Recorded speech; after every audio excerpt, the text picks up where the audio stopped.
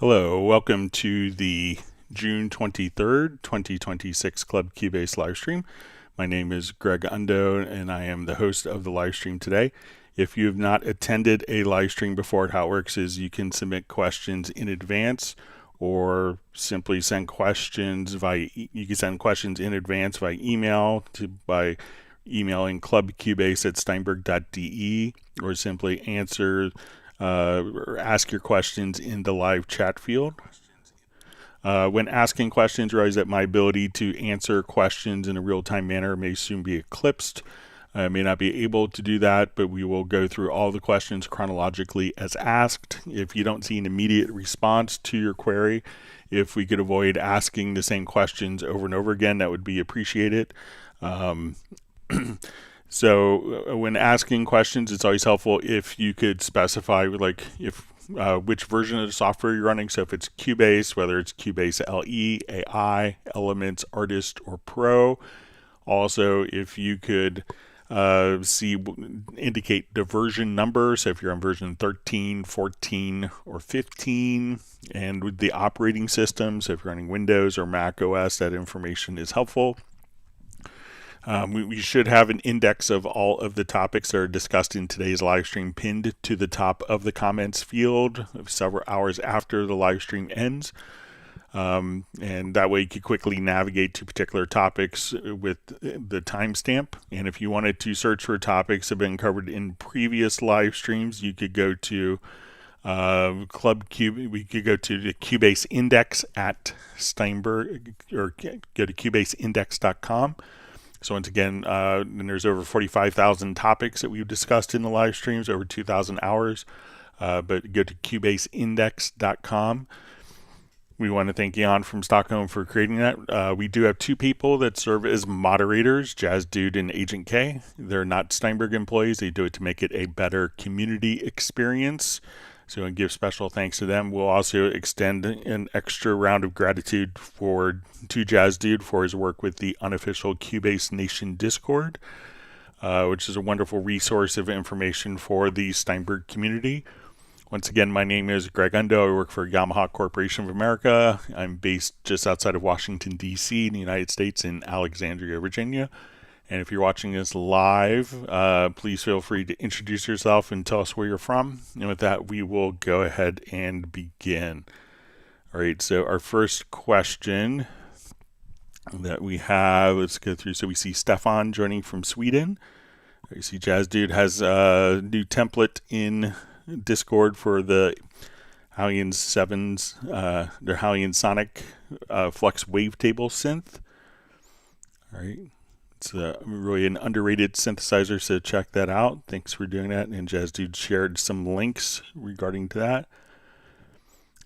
So we see Adam Langford joining from a rather hot village in Bedfordshire, UK. Yeah, I'm seeing the temperatures in Europe.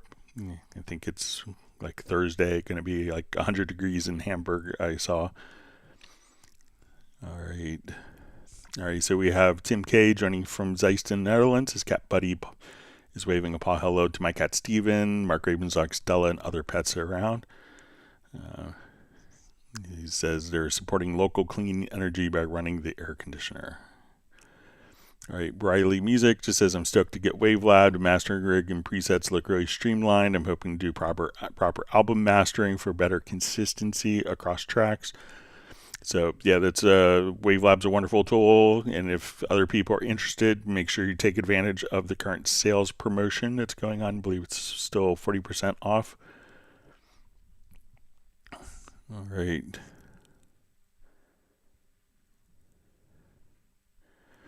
All right, so we have Anton Welling joining from the Netherlands, Uno Memento from a sunny Finland.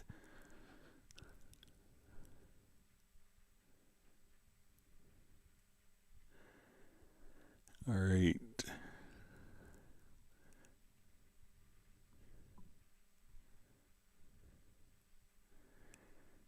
All right, so we have Michael Marshall joining from a ridiculously hot Somerset, UK. Sorry, it's such a heat wave over there.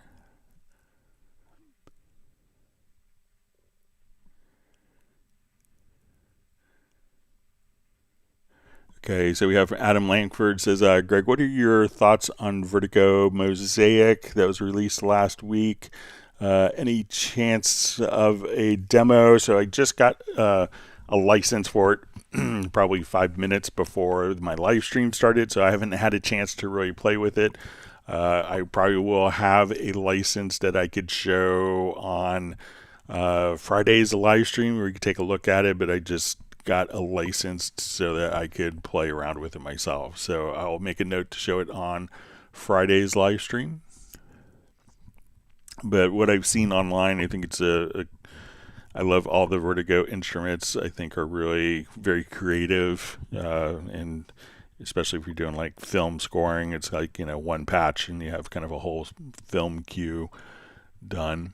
All right, so we see Briley Music says they landed on Cubase after working with Ardor, Reaper, Logic Pro, and Bitwig. Cubase just hits the sweet spot, and finally feels like a proper DAW.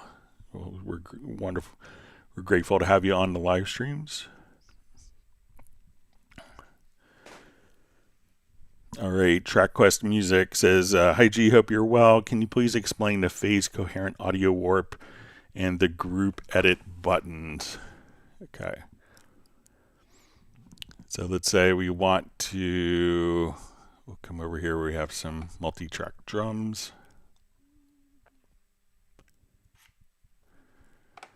Okay, so once we have, and we often will utilize like our group editing. So let's say I have all of my drums into a folder here. So we'll go ahead and solo the folder. Okay, so once we have a folder or a folder with group track, we could do something called group editing. So now anytime that I move an element within the folder, all of the different elements will be moved correspondingly.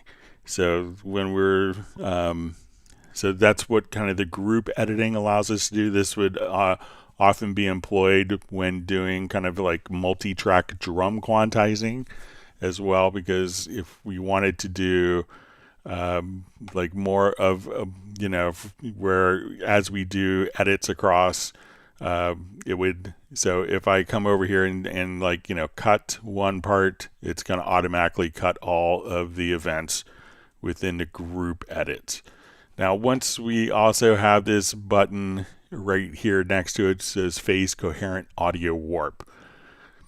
So what we're able to do is I could take all of my audio here, I'm going to go to my real-time processing, and I'm going to create warp markers from the hit points.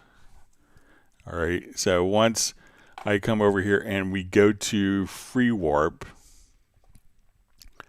so let's say now I want to come over here and we'll just zoom in here.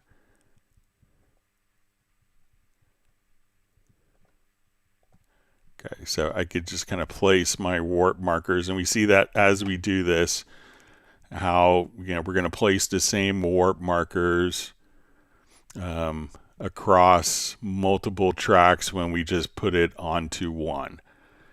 So once we have kind of phase coherent, what I could do now, let's say I'll just come over here to my hi-hat, and we'll put, so as we put a warp marker on, it's going to place it, because we have the group editing turned on, it's going to place that warp marker across all of the different tracks. So once I come over here and we want to warp, now what we could do is, if we have warp markers before and after, I could move one of the warp markers, and then that warp is going to be applied to multiple tracks.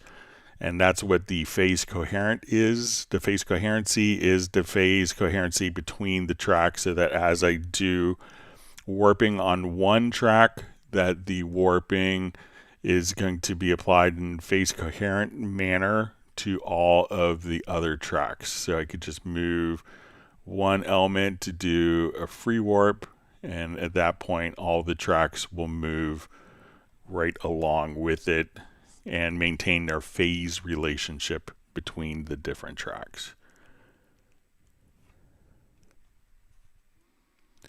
All right, so we have Vince joining from Winnipeg. It's 5E. All right, so from Briley Music says 25 watching, but only 13 likes. He says show some love to everyone. All right. We have Brian Sawyer joining from Yuma, Arizona. John Barry joining from tropical England. Thanks for joining us. So it could be that we have the same temperature in England as we do in Yuma, Arizona today, it sounds like. So we hope everyone's managing the heat wave well in Europe.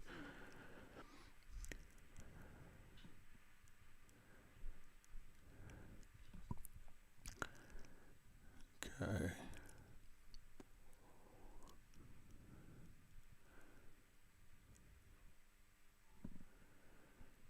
All right, sorry, my chat field jumped on me.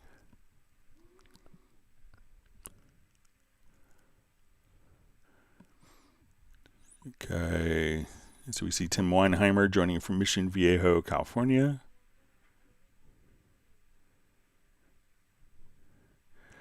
All right, Briley Music says, hey Greg, on the chord track, I had a chord like C major 11th, and then I drag that chord symbol onto a track and create MIDI event. However, the tensions are missing. Only C major is created. How to keep tensions. All right, so let's take a look.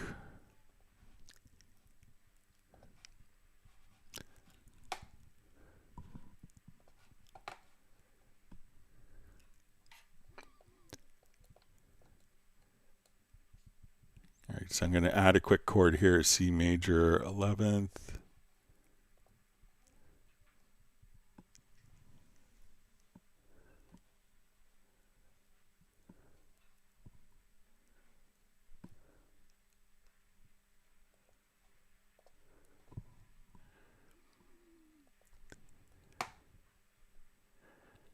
Okay, so let's say so when I come over here first, I want to make sure, all right, so let's go to the chord track, and we're going to make sure that the voicings, I'm going to set these to like piano. So make sure that when we come over here to like, the voicing, so we can say, make sure that we could include like, you'll see over here this little setup, and make sure we see that we have at least 4 note chords turned on. So let me just drag this down to this Rhodes channel here, and let's take a look at what the chord is.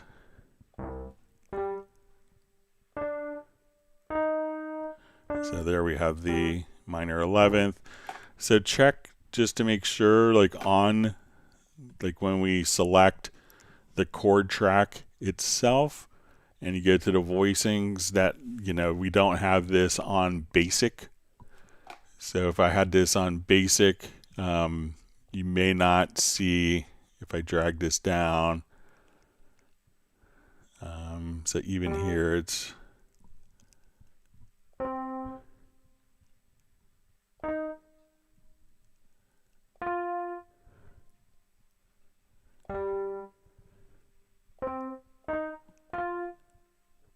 so check just to make sure that the voicings, and once we go to the part that you're dragging to, let's see if we could just say, and if we come over here to voicings, you might change the voicings here as well, but check just on the chord track and make sure that you have, once we come over here, make sure it's probably set to piano. You could set it to guitar as well, but probably not basic, and make sure that you have the options for 4 note chords selected, and see if that makes a difference for you.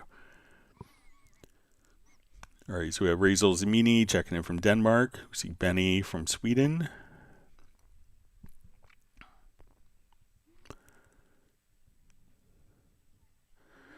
All right, so we see from RKO 7409, does the Cubase profile include all the custom patterns I've saved in Groovage and SE, or do those need to be backed up separately? So I believe they need to be backed up separately.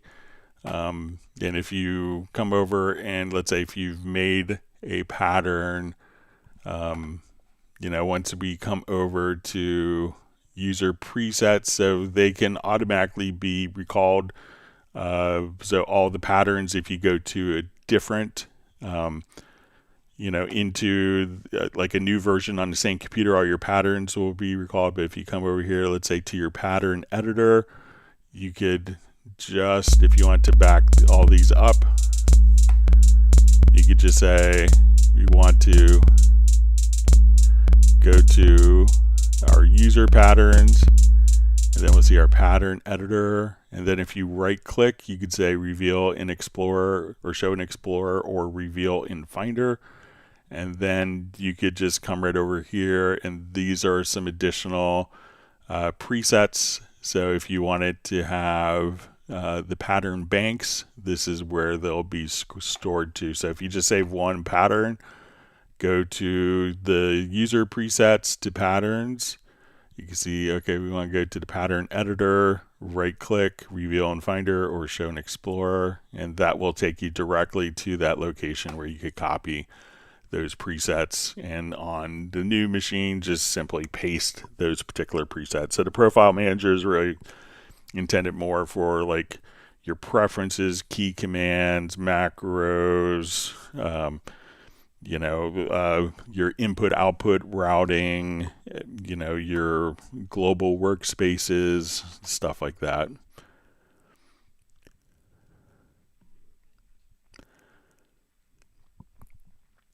All right, so we see from lol.r, is music production moving toward a point where AI makes DAWs like Cubase unnecessary, or do producers still remain in full control? I think it's obviously tempting, especially if you're kind of starting off, to say, oh, I'll just use an AI tool, and at that point I'll write a song, it'll be super easy.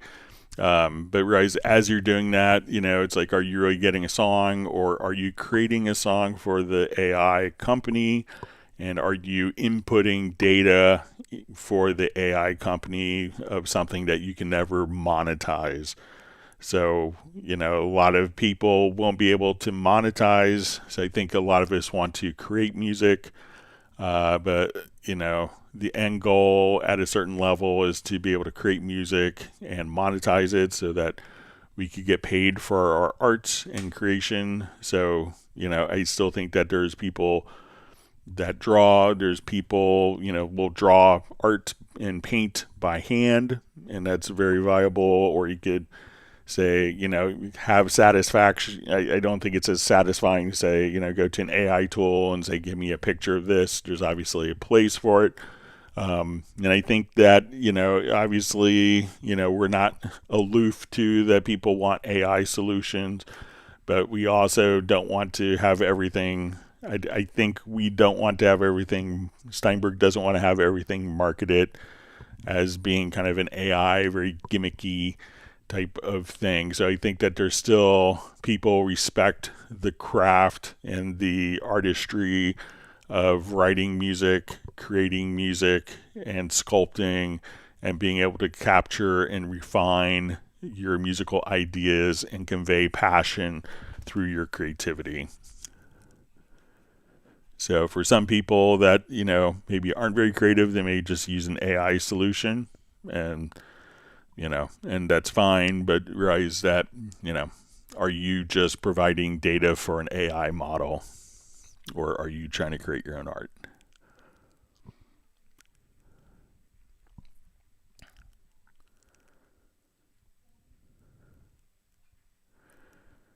All right, so we see Adam Langford says, no problem, look forward to Friday's live stream. Yeah, I'm looking forward to kind of diving into it. John Barry's just mentioning, says more free stuff from Universal Audio, Plate Reverb, and a couple of preamps. Check your UA Connect. Thanks for the tip.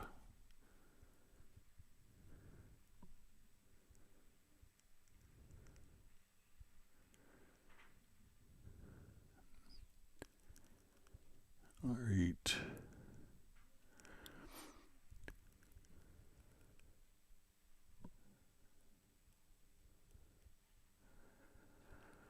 All right, so we see 54 Beatmaker says, I like to put my Ranger track in the divide track list, but after that, when I hit the key command for select and loop, it doesn't select all data outside the divide track list. Is there a way to pin the arranger? Yeah, so like sometimes if we do a divided track list, right, is that, when we go to select different parts, so let's say if I come over here, we do divided track list. So I can say, okay, I want my tempo tracks and my chord tracks up here.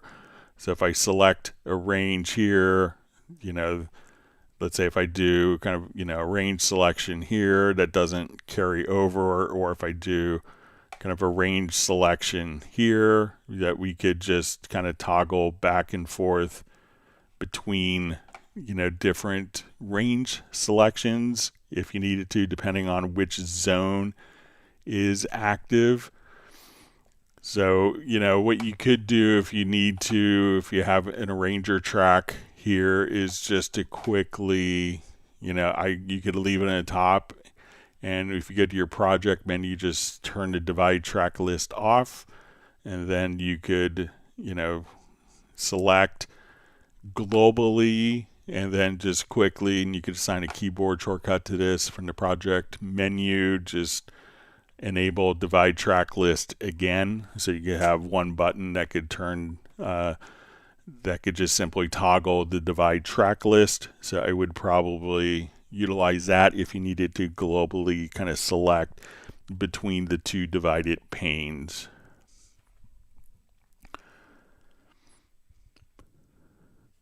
All right, Jay Tyler asks, I have Cubase 15 LE on Windows 11 PC computer. I have a third-party Wave drum loop files. I want Cubase to recognize them. Should I move to Media Bay, or is there another way to use them?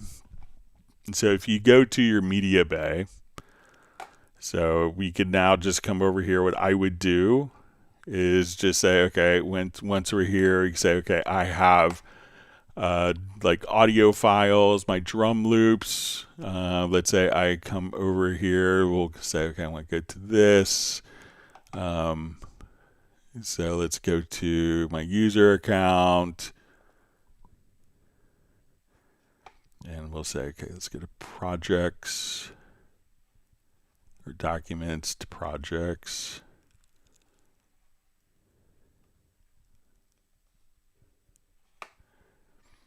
All right, and let's say I could just find my folder, navigate to it over here anywhere on my computer system. So let's say, okay, I want to come over, and let's say, okay, I want to do this. So let's say these are all my drum loops that I have.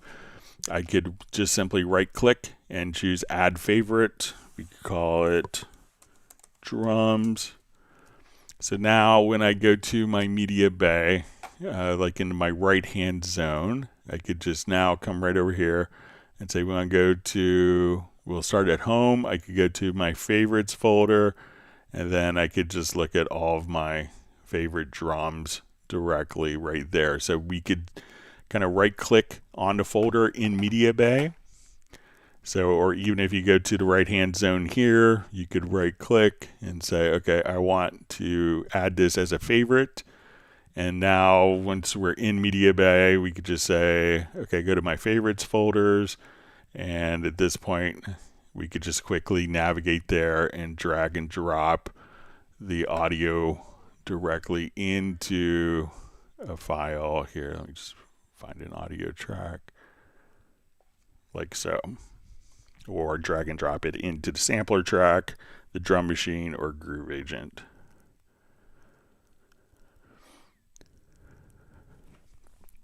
All right, Tim Weinheimer asks, hi Greg, can you show in Cubase when you save the file how the different saves work, like save is, save new, probably save as, save etc. when you're done with your project? All right, so let's say I have done a project here. So we'll do a new, we'll create an empty project. Just going to put it into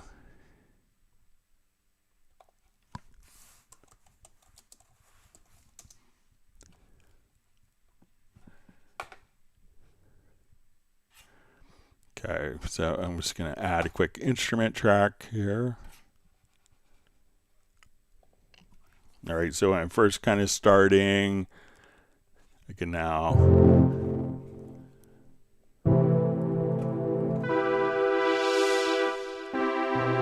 so we'll just record.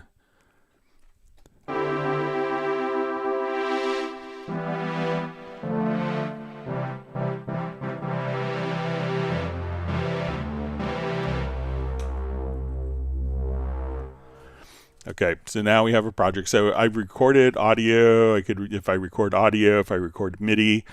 So currently I defined a project folder. So but we haven't saved a project. So you may notice at the top here, it'll say Cubase Pro Project Untitled.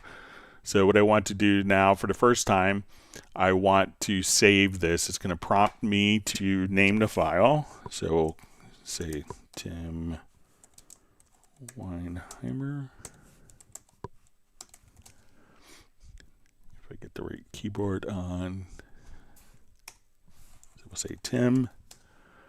Okay, so now that project has been saved. The project file is going to be saved directly into the folder that we specified. So let's say if we come over here, we could look at your folder if you forgot. So we'll say, okay, we're going to do, I misspelled that. So when you look in our folder, so we've saved the project initially. So let's say I want to come over here.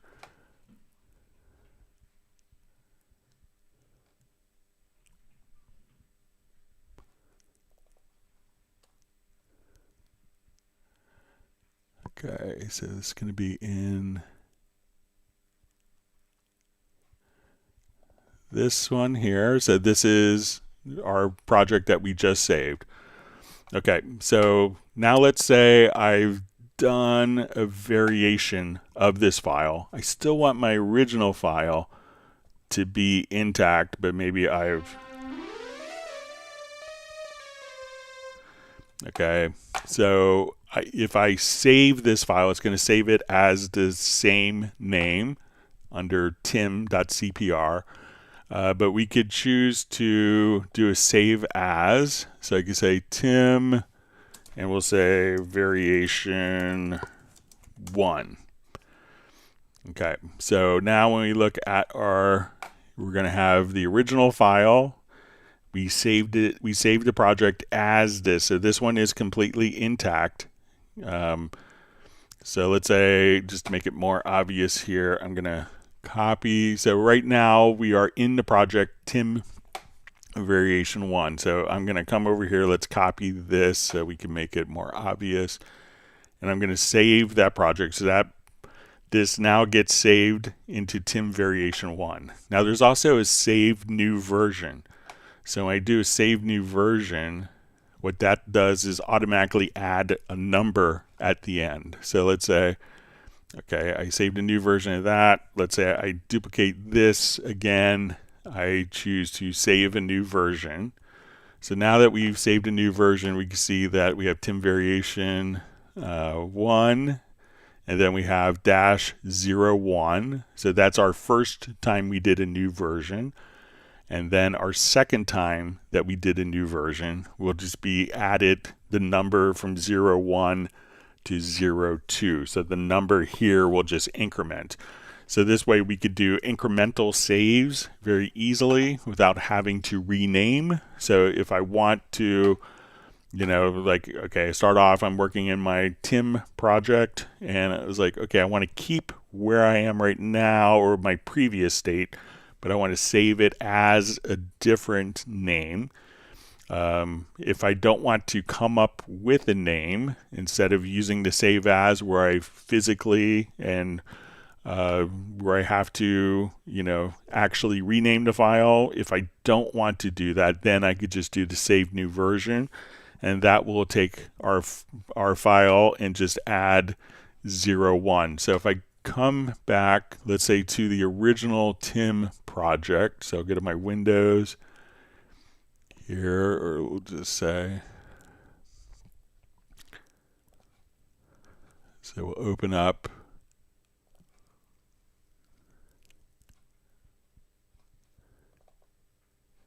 So I'll open this up, activate that. We see one event. All right, so let's say if I duplicate this and I want to, and I don't want to necessarily have to come up with, you know, like there's lots of times when we'll have projects, you know, final, it's really done now, you know, 4 finals in the title. So if I don't want to necessarily come up with a title, I could just come right over here and say save new version. And now when we come back, we'll see Tim dash 01, and this is our save new version. Tim is our original. And then we could, if we want to actually add and, you know, and choose a distinctive name, that's when we could do the save as. So let me know if that makes sense for you.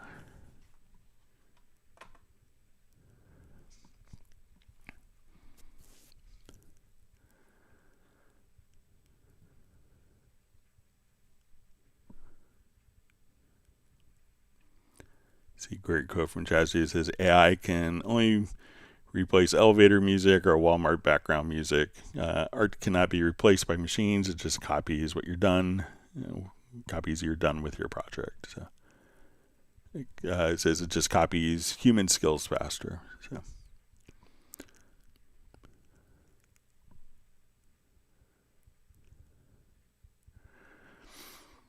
All right, so we have, let's see. Jesse Richards says, awesome. Hi, Greg, Canada, Ontario, Newmarket. How do you drag out something that's already recorded? It was accidentally erased. All right, so let's say if we record an audio file. Okay. So we're going to come over here. Let's add an audio track. Okay, we'll just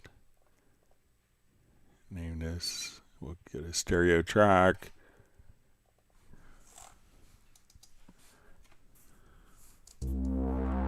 Right. I'll come here, so we'll just go ahead and record. We won't launch Zoom. Sorry about that. All right, so I'm going to record audio. All right, so my file EFRYWTRY.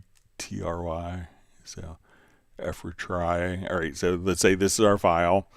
So I recorded the file. The file shows up and it's on my project window. We go to the audio pool, which is kind of where we manage audio files. We see this in my audio file for me already.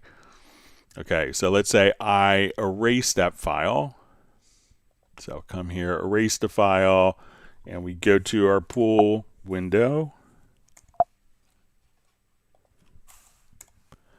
And we see that when we go to audio, there's no audio there, but this file, as we erased it, moves into the trash folder.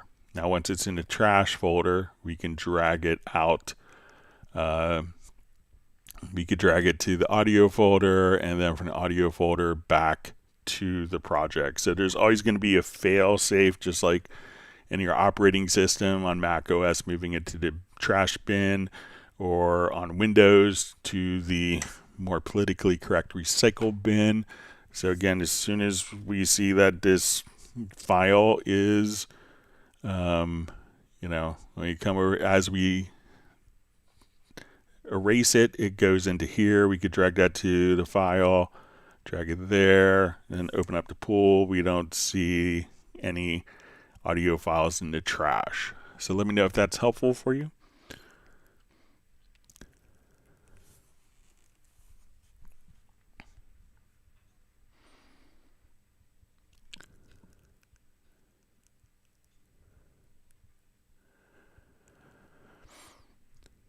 All right, so we see from RKO749, it says, what about backing up groove agent patterns in the players section? All right, so let's say if we make a quick pattern here.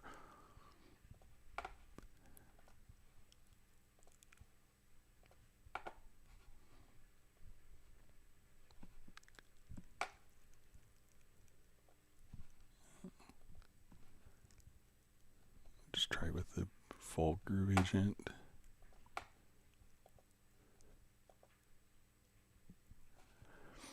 Okay, same concept here, but let's load a kit.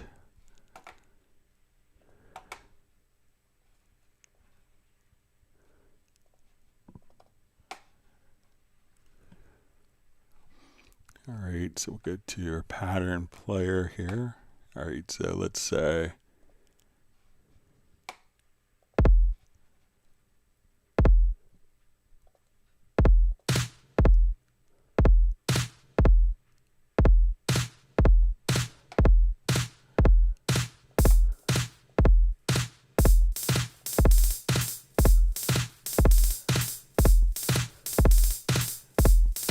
just looking for a cowbell for Beverly. I don't see a cowbell, but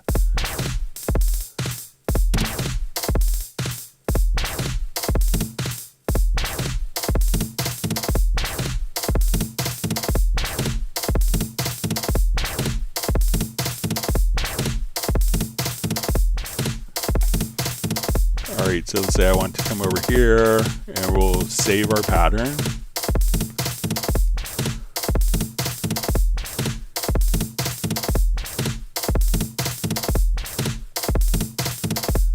Okay, so let's call it June 23rd, 2026.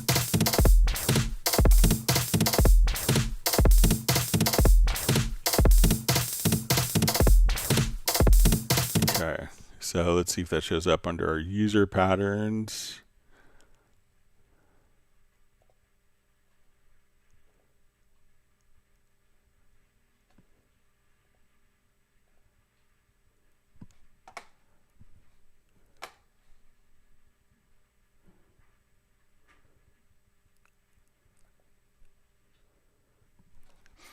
All right, let me just see if we could.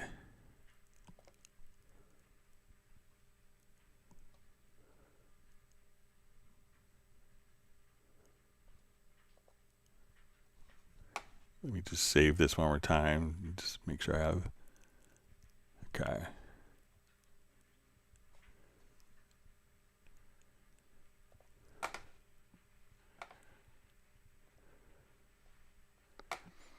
All right, so let's look in pattern editor here. Let's see if we go to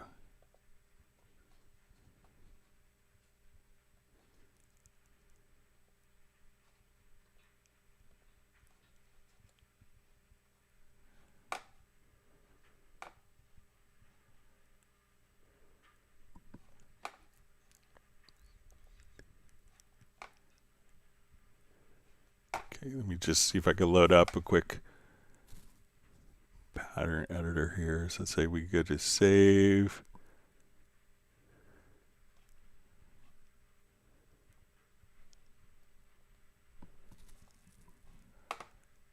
Okay, so let's come over here to our file system.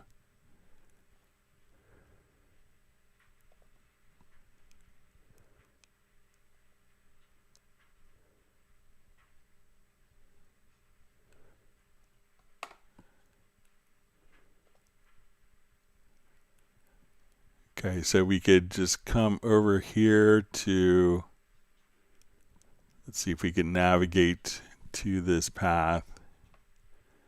But here's where we could open this up. So if we wanted to back that up, let me just see if we put it into our own folder here.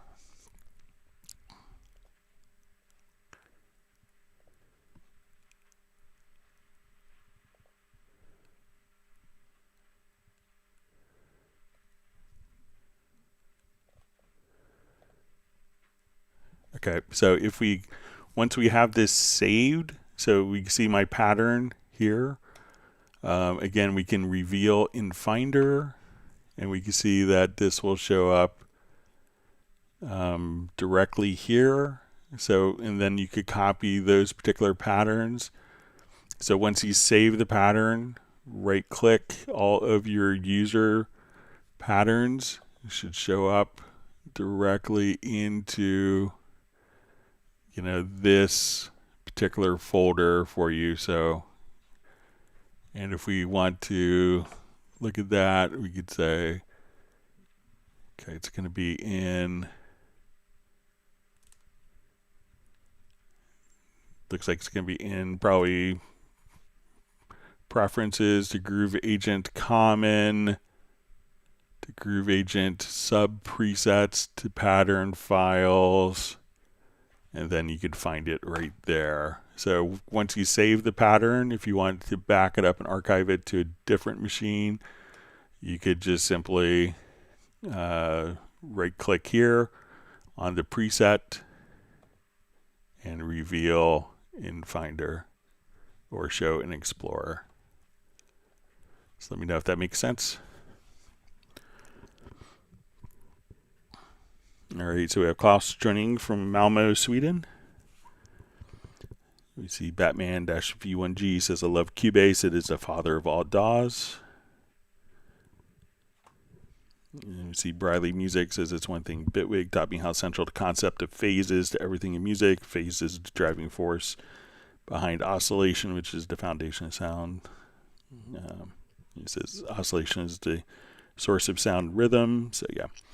Yep. So it's always good to be aware of phase. And one of the things that, a lot of my, kind of legendary mix engineer friends do as they're working. So let's say is always,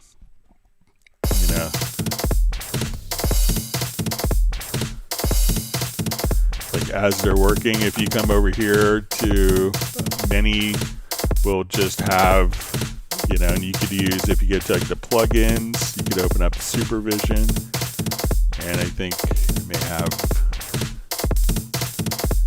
like a preset just to kind of show all like your phase.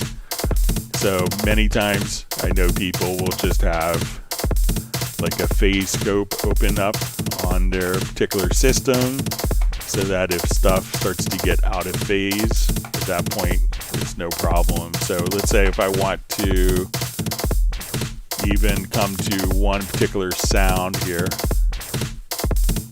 let's say if I want to come here to the sound and we go to my hi-hat and I invert the phase, you can see that will take some of the samples, and if we invert phase on the samples here,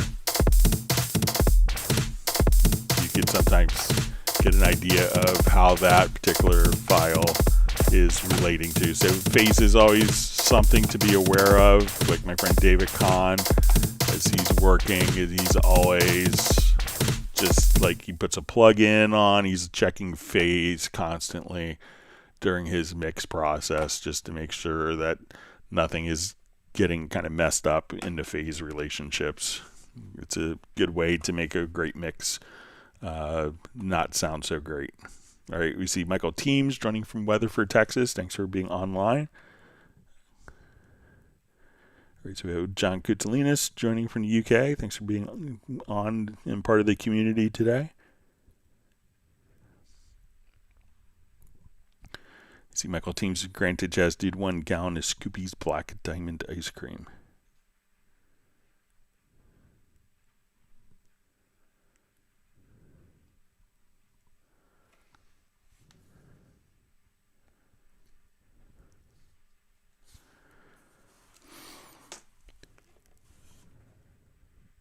All right, so we see from Briley Music says it'd be cool if Cubase gave us some primitives like phase modifiers, pulse generators, and similar tools from modular synthesis. So if you wanted to, come over, so let's say if we go to quick instance of like, Retrolog. All right, so let's say if I want to come over here, we could, choose our oscillator. We could come over here. We have random phase. We could also just have a fixed phase. But if we wanted to adjust your phase right there, we could adjust. And we could have this as like a multi-phase. So let's say if we now want to adjust our number of voices, we could now tweak kind of the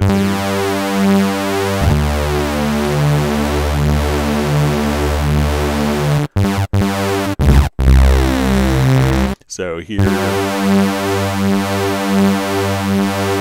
can adjust the degrees of phase, kind of all blend the number of voices.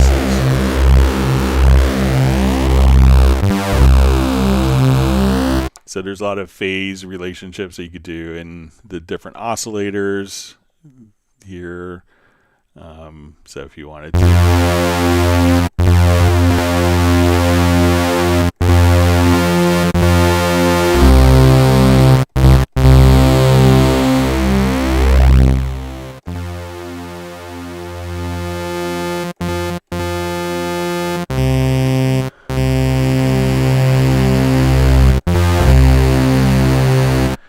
let's say, okay, it's a bit of something.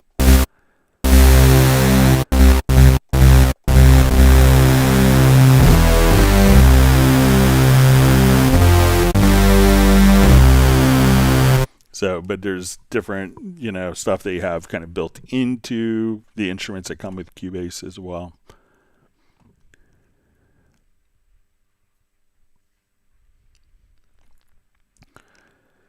All right, so we see John Costigan joining from Kenosha, Wisconsin, saying hello to Michael Teams. Sorry if I missed you earlier.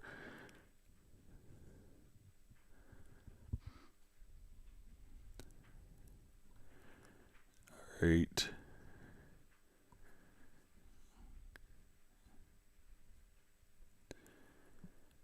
All right, so we see Randy Lee Music on, also for Texas. Don't know if I mentioned that just 30 seconds ago. All right.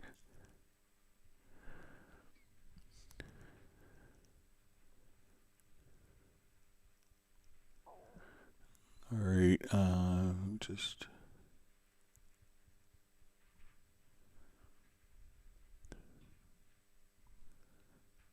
Mike Chatfield just jumped. Let me try to find my spot.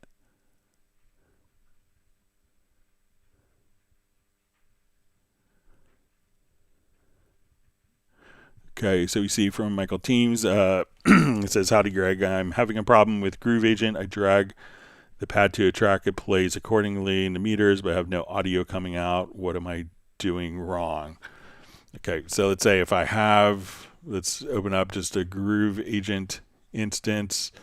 And we won't do retro log. So let's say if I'm here, I'll come over.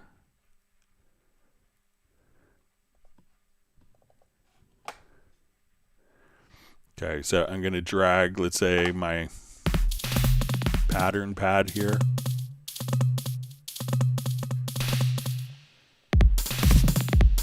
All right, so when I drag this out, I'm going to drag the pattern directly here. So one is, so as we play back now, I will just come directly over here.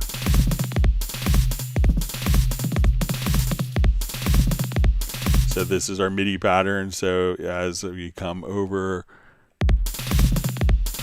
that's the pattern we dragged over and we listen to it. So one, you could check to make sure that, you have, there's Omni mode. So you can say, sometimes depending on the Groove Agent preset, there's 128 MIDI notes to work with. Now sometimes if you're doing like an acoustic agent kit, you might have 60 notes that are assigned for all the subtleties of the hi-hat. So some MIDI notes may overlap. So, those MIDI notes can be used to trigger sounds, or those MIDI notes can be used to trigger patterns as well. If you kind of drag it over and it sounds kind of like, different, come to the pattern area here and you could switch back and forth by hitting the letter E. And you'll see like this little Omni. Make sure that the pattern is set to a different MIDI channel. Now, as you drag into the project, make sure that, when we have our different agents here, so if you're in the full groove agent, you can have different agents. Just make sure that when you drag it over, that the MIDI channel is aligned. Sometimes people will drag this over to a different track. So if I drag this drum pattern over to Retrolog, this may not make as much sense when we play it back, or if this is being routed to a different source.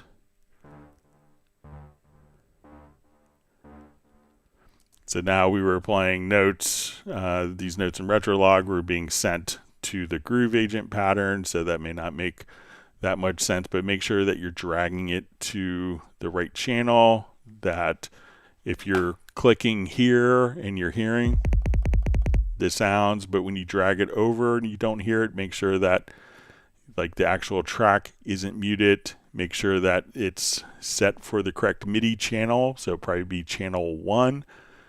And you know, those are some things to check in, that you dragged it over to the correct channel as well. And if you have a screenshot, or if you want to email me a project, Michael, to clubcubase@steinberg.de, I'd be happy to take a look at it for you and check out your project.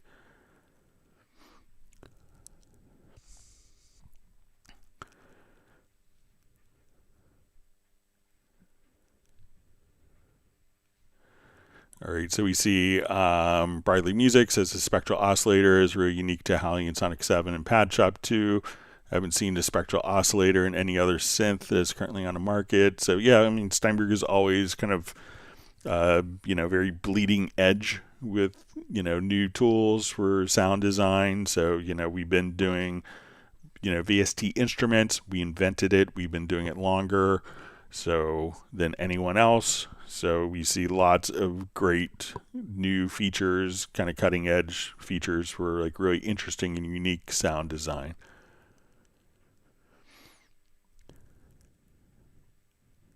All right, see Michael Teams just asking how Randy Lee's music studio. I think I saw a picture, maybe you're hanging acoustic treatment on Facebook. So hope everything's going well with your new room, your new room additions. All right.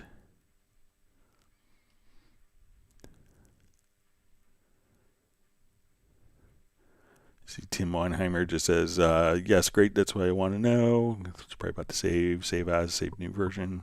All right.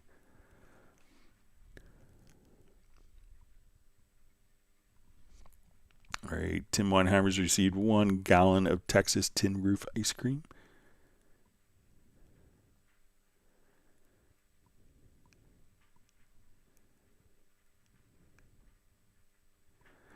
All right, Michael Teams wants everyone to whack the like button.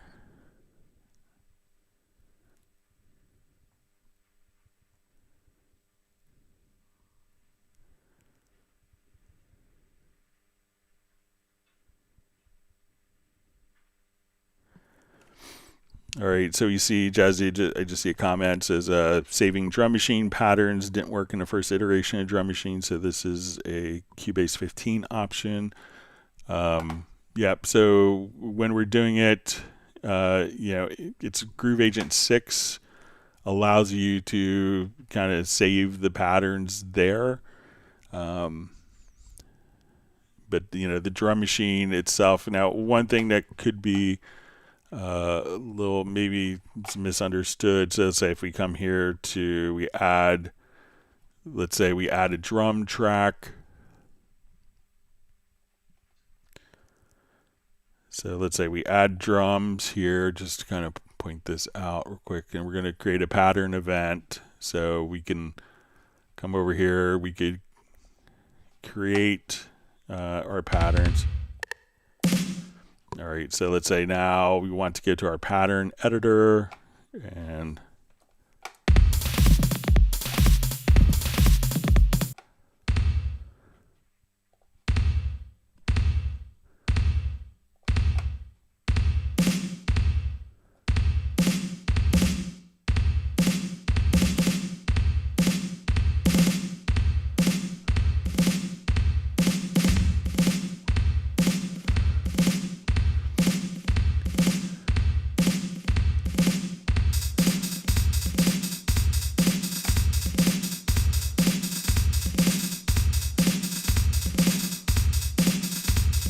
right, so let's say.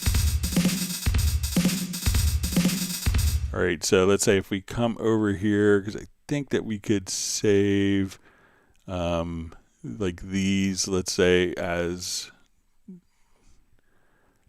like, so let's say if we come over here, I think that we could,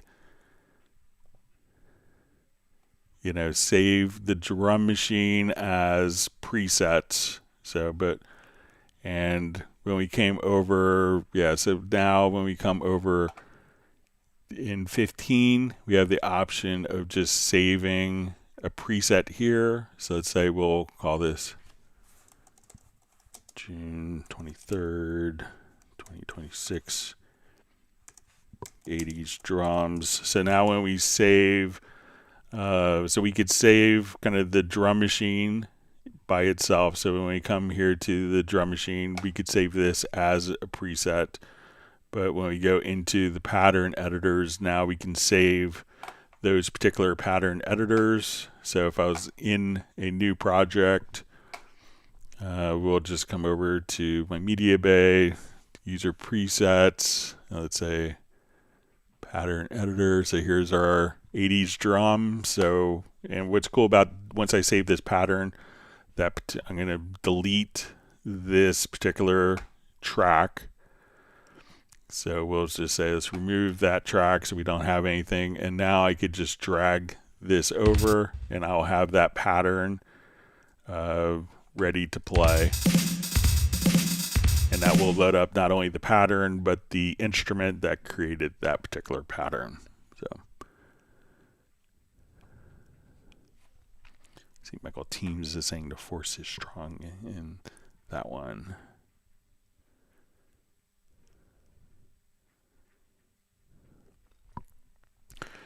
All right, Tim Weinheimer asks, when using Spectral Layers 13 in ARA mode, can you still separate the stems more than just vocals, drums, bass, and others, like in older versions of Cubase with Spectral Layers? So yeah, same way. Now, if you have Spectral Layers Go, which comes with Cubase and some other DAWs, once you do the Spectral Layers, at that point, the Spectral Layers Go version will just do vocal removal.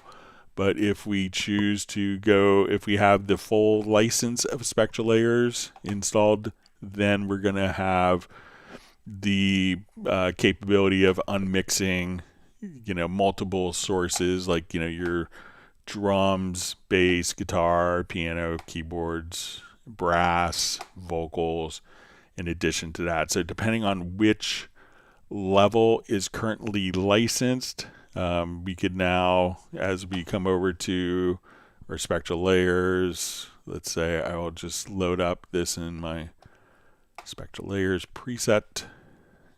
I will now, when we double click and we go to unmix, so with Spectral Layers, we would just see under unmix song, you would just see the only choice would be vocals. If you have the full license, when you go to unmix song, you have vocals, drums, bass, guitar, piano, sax, brass, and other. And then once you have that done, you could separate background vocals from lead vocals, as well as like kick, snare, hi-hat, cymbals, and toms, I believe, from drums. So depending on which version you're licensed for, say if you just have like the Spectral Layers Go, kind of the light version that comes with Cubase, then it would just be vocals. If you have the full version, then you get more options when doing unmixing.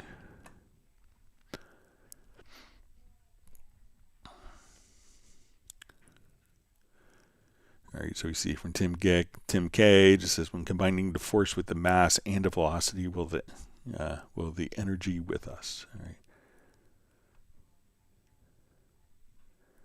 All right. All right, so 12Y Films asks, hi, I have a new MIDI keyboard, X Key 37 USB. It doesn't have any great creative features like scale lock that my Novation and Native Instruments MIDI keyboards have, for example. This is only allowing D-Dorian to play and snaps to wrong, keeps the correct one. I tried Cubase's options methods, but none of them worked. I was using Piano Tech 9. None of the keys ever locked. Okay, so let's say we want to lock to a particular scale. So to do that, so let's say I want this to, we'll come over to, I think I have, let's go to this Rhodes part. Sneeze real quick, hang on.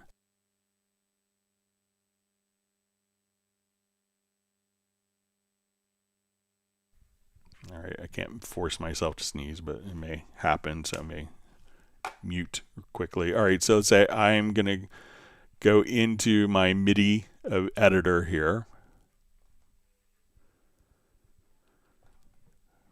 Okay, so once we're in our editor, once we double click, we can see our scale assistant. So we can say, okay, I want this to be in D Dorian scale. Okay, so let's just come right over here.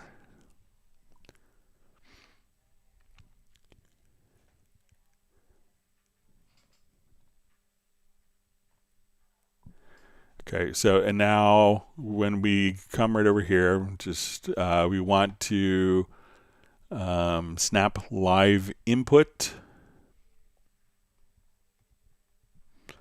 All right, so let's say if we're in Dorian, it would be F sharps would be F naturals. Just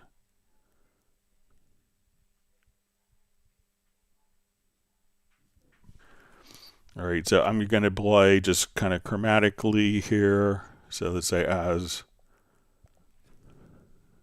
so I'll just do going down from D chromatically. So when I have an F sharp and an F, those are the same notes. So even though if I play completely chromatically here and we'll record.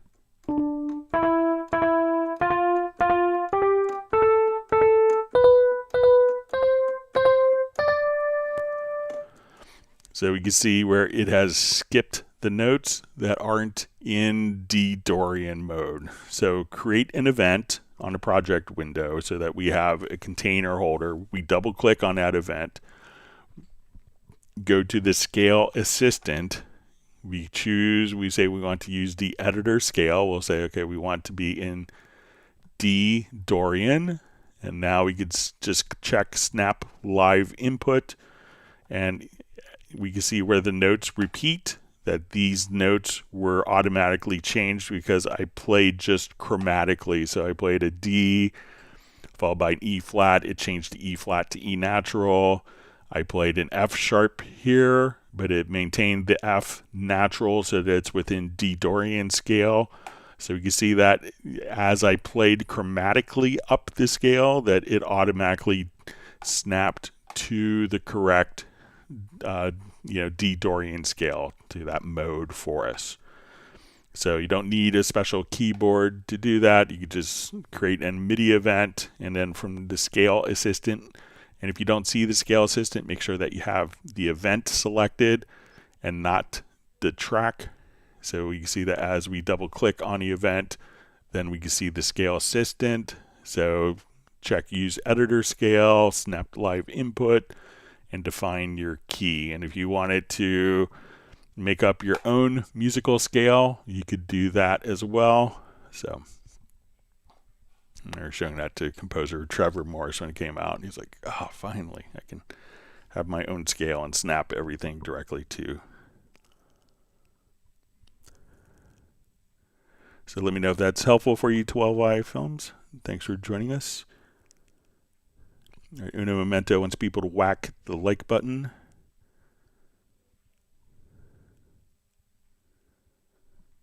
See, Tim Cage is saying, or we would then have the power. Star Wars things make me think like Star Trek. I'd like to get them confused just to irritate Star Trek and Star Wars fans both at the same time.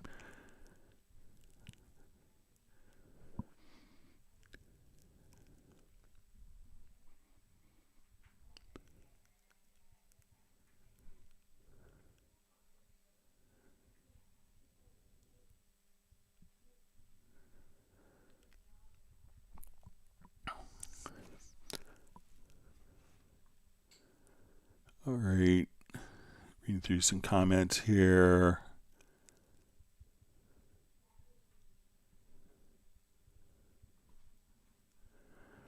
All right, so we see from, I think it's Tommy Valen. Hello, Greg. Can you please tell Steinberg crew to repair bug dragging MIDI from Groove Agent to track on Windows? So I haven't had any problems with that, but I could grab my Windows laptop here really quick. I'll just test. But how I would drag a MIDI event. So let's say we come over here to drum parts. I'll go to so let me know if it is not, so let's just add, let's say our Groove Agent track.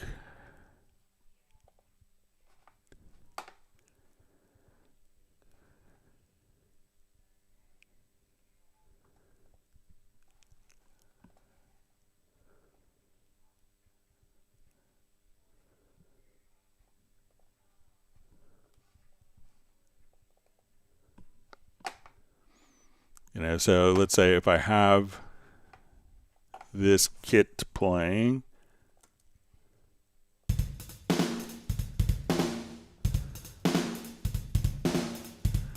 so I'm going to drag that over. So let me know if it's not accepting the drag or if it's not playing back the part. Now if it's not playing back the part, try to come over here and see if, maybe assign the pattern to a different MIDI channel. I'm just going to boot up a Windows laptop that I have here. Bear with me just for a minute and I'll make sure that it's working, but maybe if you could clarify if it's not dragging or if it's not playing back correctly. But I haven't had any issues, but I'll just boot up a Windows machine here. Bear with me.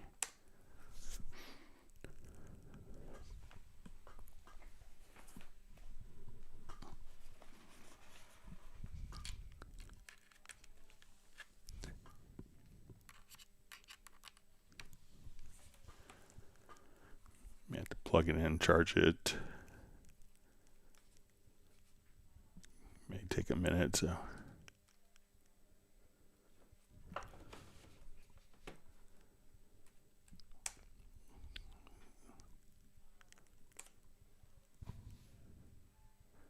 It's kind of booting up now, but I'm not sure if the battery was drained or not, but it's plugged in. But maybe if you can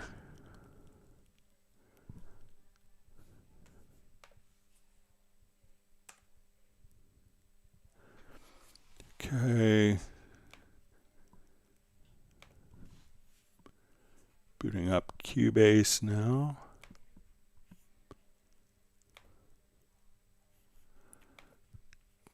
Okay, so I'm just going to add a Groove Agent.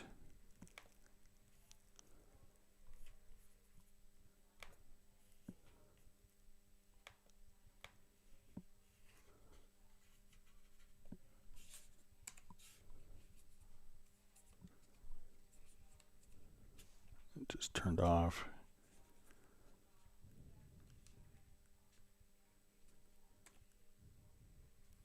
Let me just see if I get it back quickly.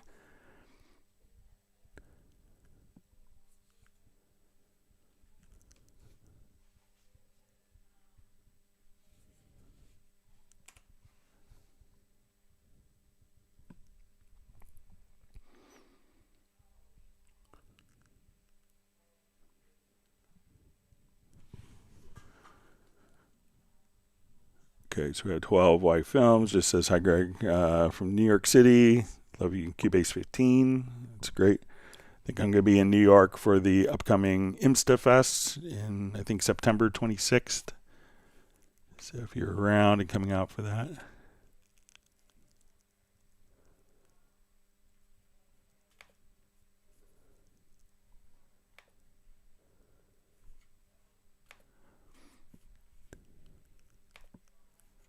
Okay, so I have it up. Let me just Get my Groove Agent on my Windows machine. Sorry, it's not set up to really show you this.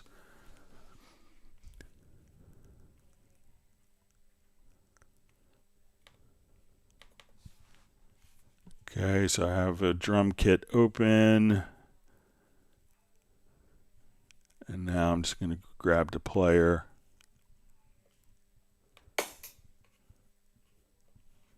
I'm going to drag it over. And now hit play.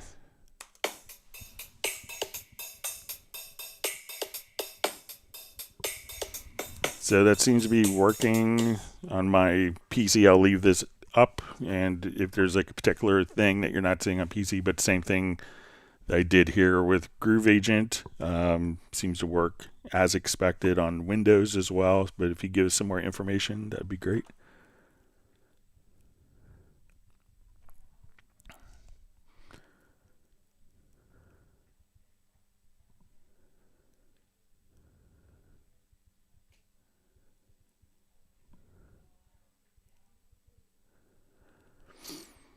All right, so we see a question from Briley Music. It says, I'm not sure if it was just a Groove Agent preset, but there was a really strong slapback delay in the audio. Is it streaming signal path that is causing the doubling?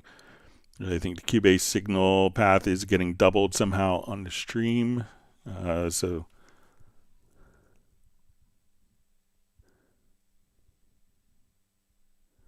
just check to, when you do the, the pattern, if you run into problems. Let's see if this is, I know this is from 30 minutes ago, 25 minutes ago.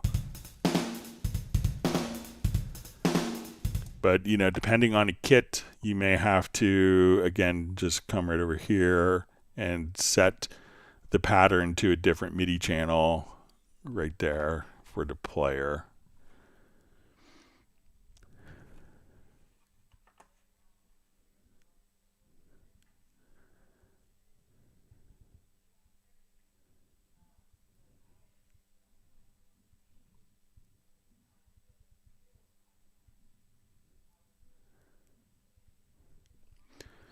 So Bradley Music says that Supersaw was Supersaw. I still think Cubase signal path is doubled with a slight delay. It's kind of a thick sound if you program it right.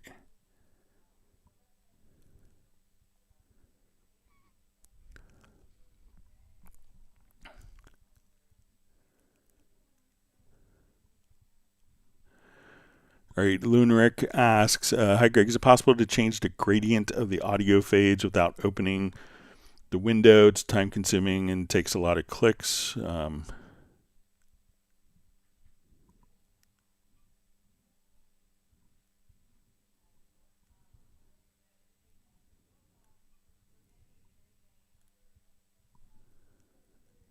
right, just making sure I see some comments on audio. Okay, so let's get back. So it's possible to change the gradient on the audio files. So.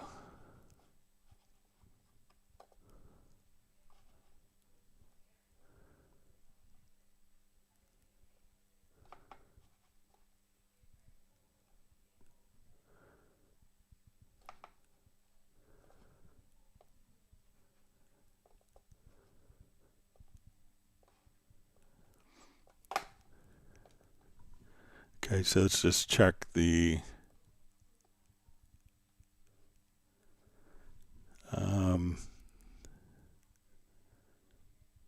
so say you want to change the gradient of the audio files without opening the window. It's time consuming. All right, so let's say if I do my fade like so.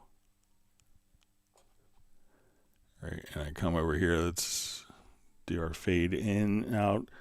So I'm not sure if the gradient is the angle or not.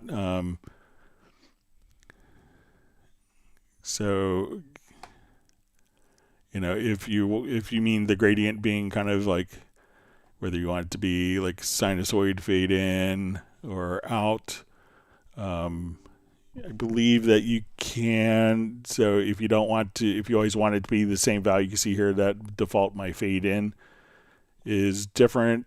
If you always have this, you could say, okay, when we're doing this, I want a sinusoid fade in, and then I could just choose that as, let me clear my throat. I could choose that as default. And every time I do that, that would be my fade in. And I think we might be able to, if we go to under your settings or preferences, and let's say audio editing. Let's see if there's a default fade. Yes, I think you would just set it there once. But let me know if you want it to always be a different one. And then as you do a fade in, fade out, you could have one of the shapes or custom, if you wanted this as your fade out for some reason, you could make that your default as well.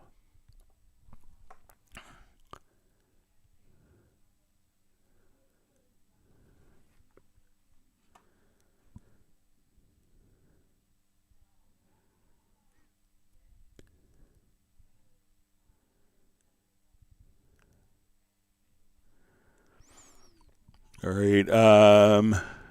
Brad Dumko says, hi, we want Tabla in Groove Agent, please.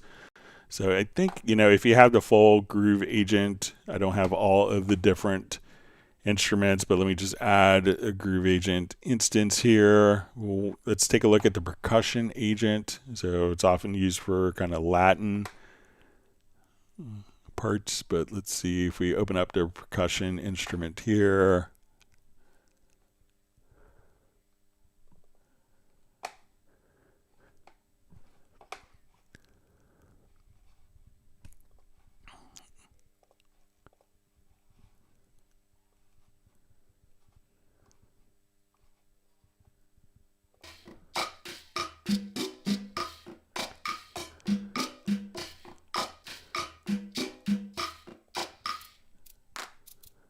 Let's see if we come over here to the kit, if there's.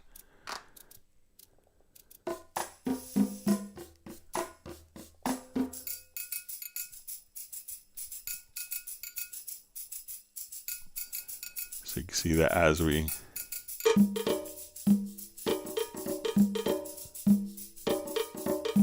don't see any tablas in there.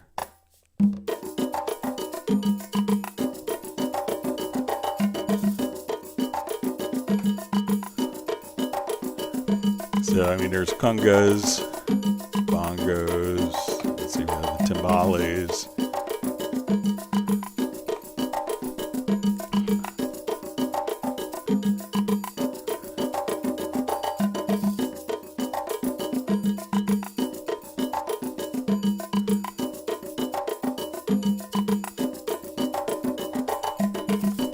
So, yeah, there may not be. Let me just see if there's maybe anything inside of Hallian Sonic.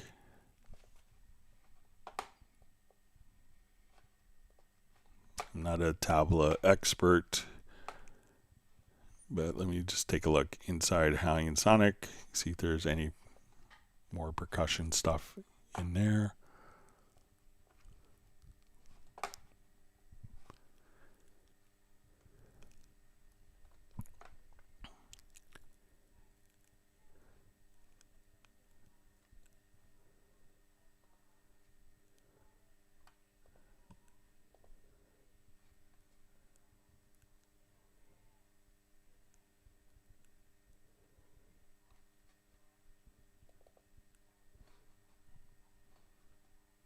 Pan drum might do it. I don't have the license for it.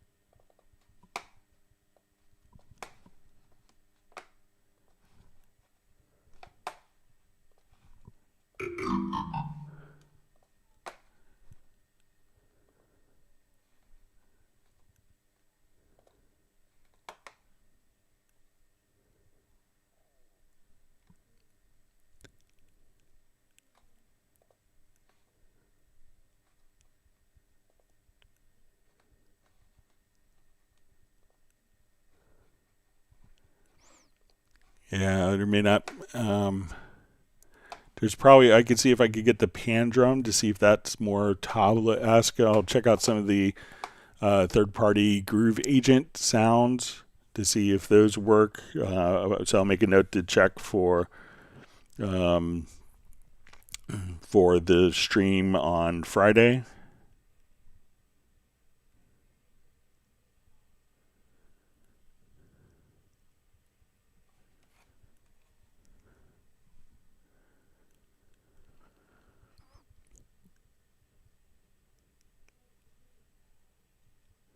All right, so we see Briley Music just says, I'm really grateful Steinberg finally licensed the VST3 SDK as fully open source under the MIT license. Much love.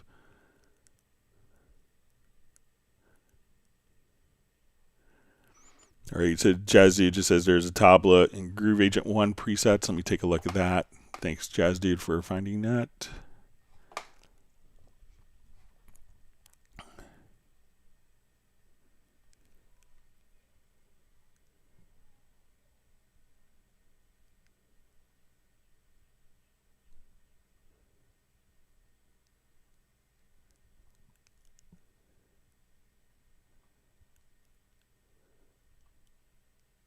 Let me see if I can find it, if I have that library.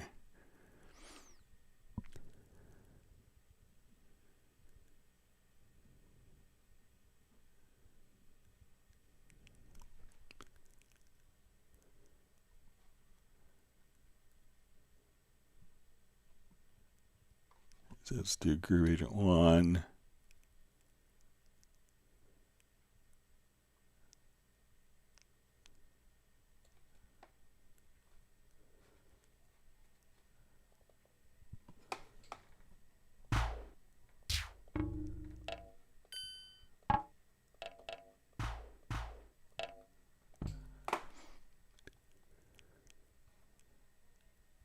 So let's see if we come over here so you can kind of look in.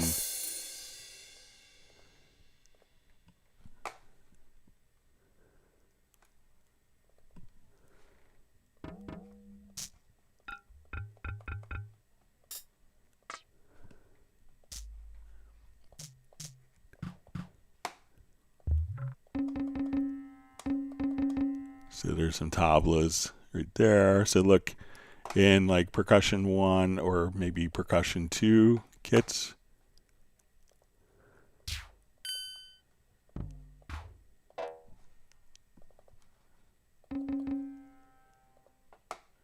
Thanks, Jazz Dude, for finding that.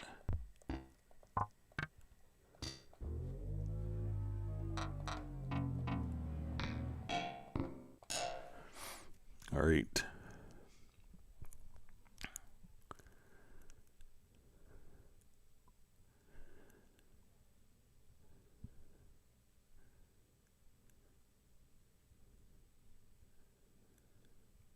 All right, so you see Bradumko says just moving over from FL Studio to Cubase. Well, welcome to the community.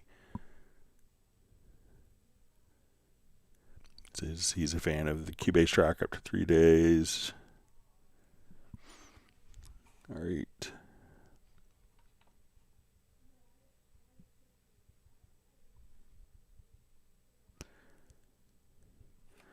All right, so we see Bradumko says, is there any trick to make the vocal monitor latency lower than 8 milliseconds? I'm not able to go below 8 milliseconds. It says I'm using ASIO for all. So the latency, 8 milliseconds is usually pretty tight. I know a lot of people, don't have a problem like under 12 milliseconds. I know like really picky musicians, like world-class musicians, who could hear the difference in AES cables. Don't really have an issue below that, but make sure, when you're doing that, realize that it's not only the latency that you have there, but the latency of plugins that are on a particular track. So if you're running it with, compressors and EQs and recording on that track, you may want to go to the lower left-hand corner here of the transport, and you could activate delay compensation. So if you're actually recording on a track, what that could do is bypass plugins that are causing latency. So latency comes from your audio buffer, but also plugins that are instantiated, plugins that are running in your Cubase can also cause latency. If you come over here, so let's say if I go to the inserts here, like one I know causes latency is like a vocal chain. So if this plugin is, if I'm recording on this track and I have plugins, you could actually right click here and you could go to setup sections and you could enable the latency. So once you do that, that will show you the latency that's on that particular track. And if I wanted to record on this track, I would have 310 milliseconds latency, and that's probably too high. But as soon as I enable, once that track is record enabled or selected, I can now turn on the constrained delay compensation button, and now we can have the latency, that plugin bypass, so that we can minimize the latency during the tracking process.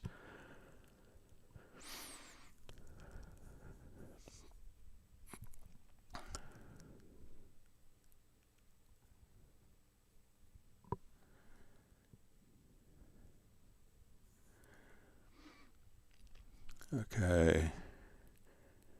We see Jazzy just found a Tableau library and extra content for Groove Agent. All right, so Vishnu, great to see you on. His question is there any way to make the tracks follow the chord track? I mean, the instrument track with MIDI data. So yeah, all you have to do is, let's come over, see if I have an example of that.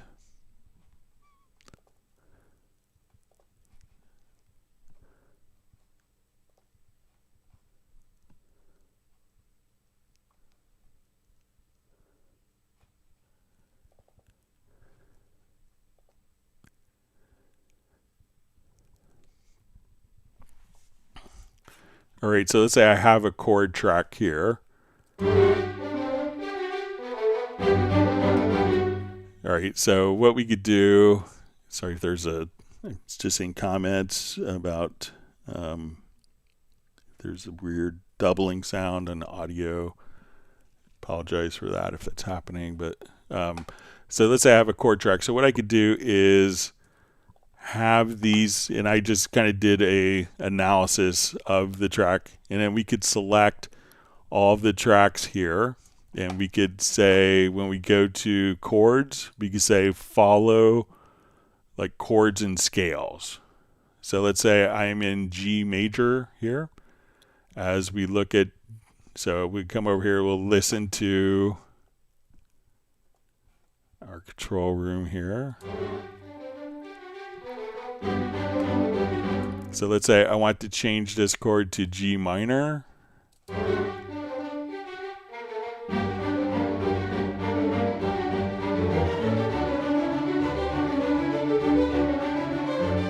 So once we change the chord here, so let's say, okay, I want this to go from G major to A major. Now all of the chords, all of the parts.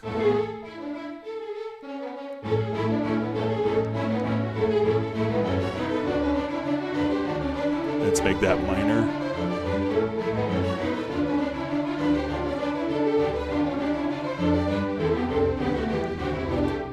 So once we have all the chords set here, all the tracks we could select and go to the chords, have it follow chords and scales. And at that point, we could just type in new chords and be able to have all of the tracks follow the chord progression that you just type in.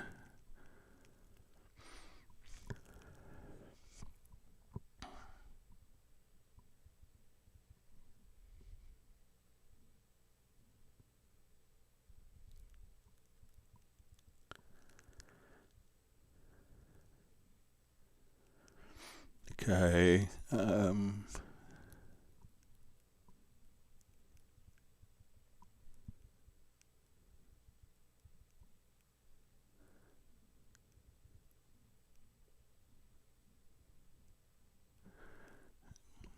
right. Sorry, my. All right. So we see from Vishnu. Can we change the time base of selected set of tracks with a keyboard shortcut? All right, so let's say if I come here to these tracks are all in musical mode. So as soon as I come over here, let's see, I think we could do it in a project logical editor. So let's come over, let's open this up. So we'll say we want to take selected tracks. So we'll say container type is equal to track, and we could make it selected tracks if we wanted to. So say property is set to is selected. Okay, and let's get to track operation, and let's see if we go to time domain, we can now toggle. So if I want to take all these tracks, now they're all of the selected tracks are in linear mode.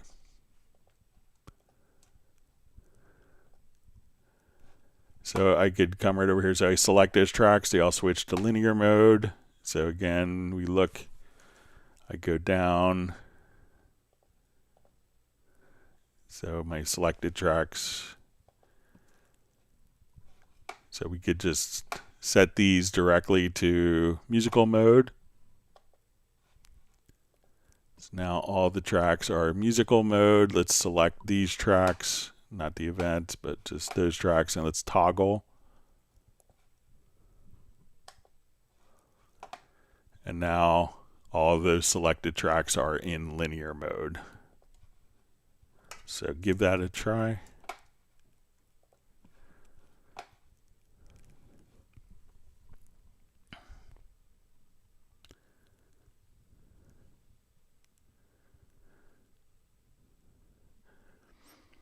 All right, so we see from Pocket Drummer says these are so freaking informational. Hope so.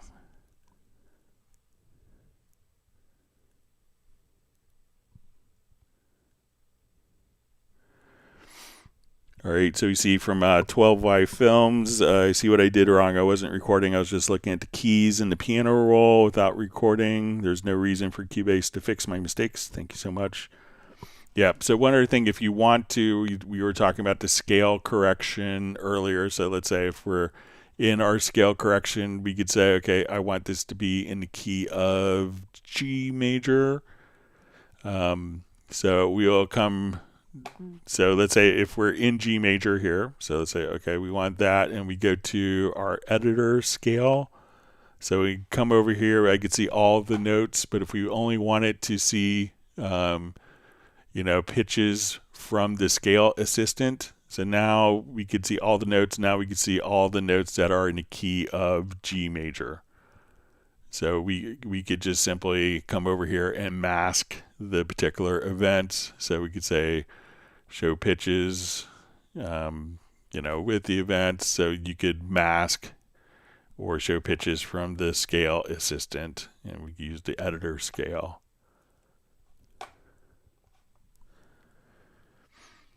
All right. We're glad you got it sorted out in 12i Films. Right, wonderful to see Tiago checking in from Brazil.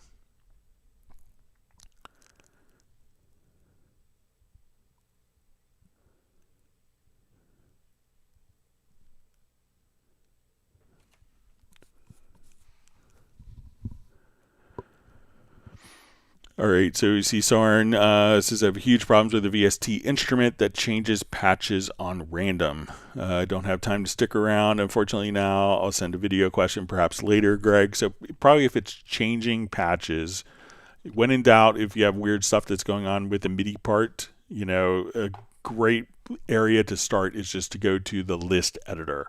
So there's probably a good chance that maybe you have program changes. So the list editor shows every single event that's going to be in your part. So we can see, okay, there's slurs here. There's going to be graphic symbols like for notation. There's going to be program change right at the beginning.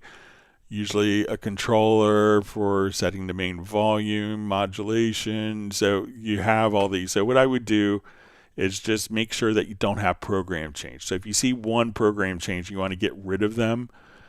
If we come over here, we'll see just this little filters area that we could have. It may not be on by default, but if you go to the setup window, go to the filters area, and then we could say we want to filter event types. And we can say, and now we will see all of the program changes.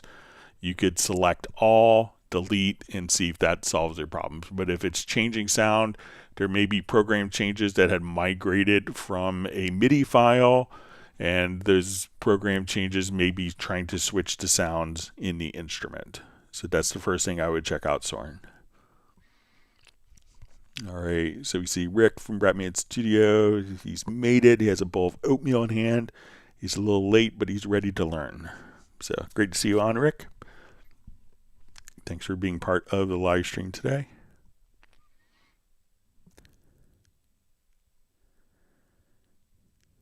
All right, and he's received 1 gallon of coconut meringue pie ice cream for him and his wife.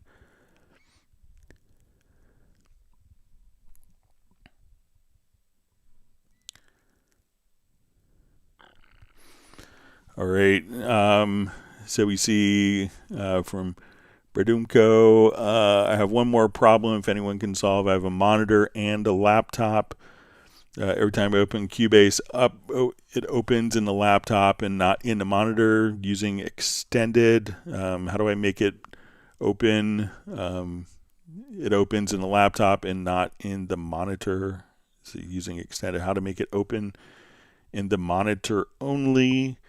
So if, that's usually going to be like an operating system issue. So I'm not sure if you're on Mac or Windows, but let's say if we come over here. So, if you have your Cubase set up to be on 2 different, or your operating system to kind of stretch between displays. So let's say if I come over here, we'll go to displays.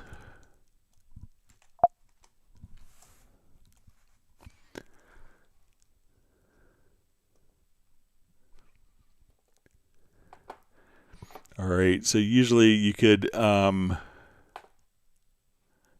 like arrange multiple displays.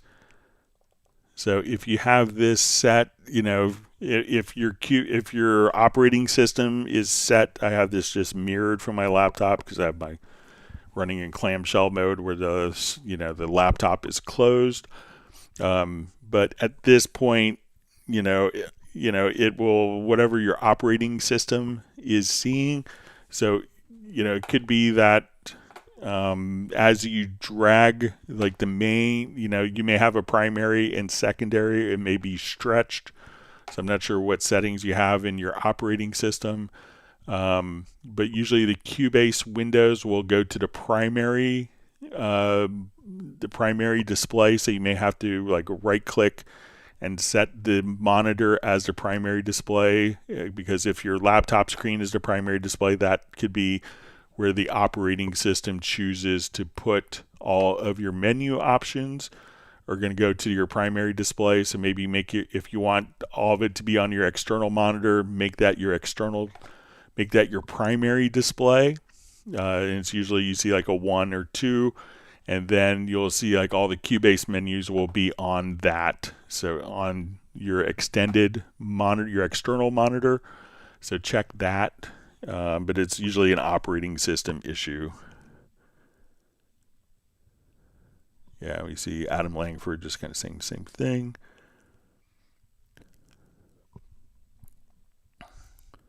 And we see Jazz Dude was kind enough to share a link.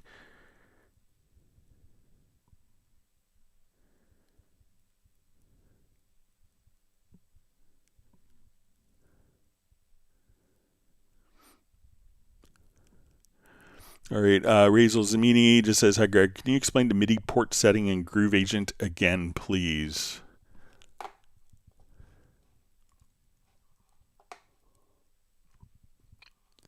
Okay, let's just open up.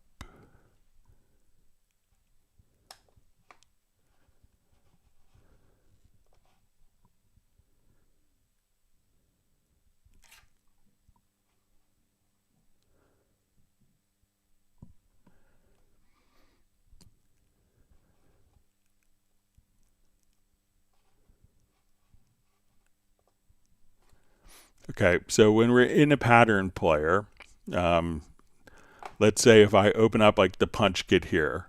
So we open up, let's say, our punch kit, and we go to our kit here. We can see that, we have, let's say 15 sounds here, 8 there, so 23. Let's say we have and our 12, so 35.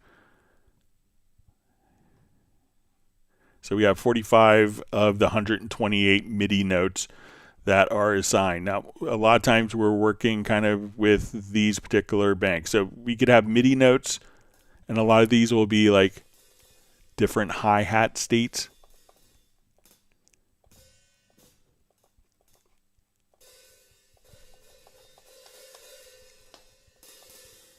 So if I come over here, we can see that,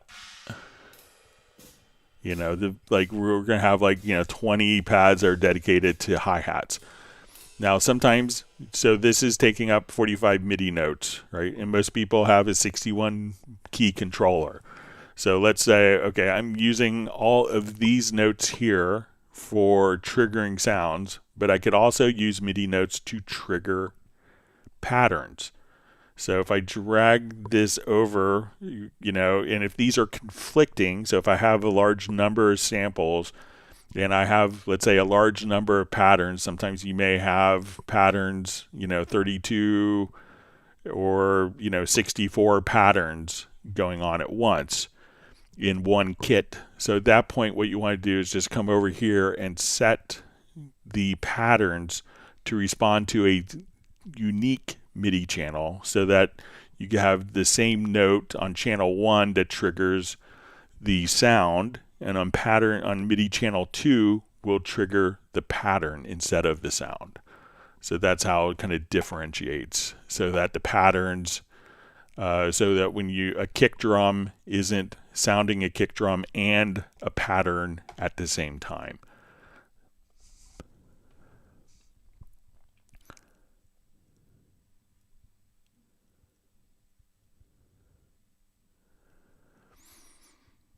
All right, so we see from Scorched Earthling, I've noticed since the last update, if I go to save as, it defaults to the desktop and not the project folder. How do I fix that? All right, so let me go back to the Tim project here that we had. So let's say we're here.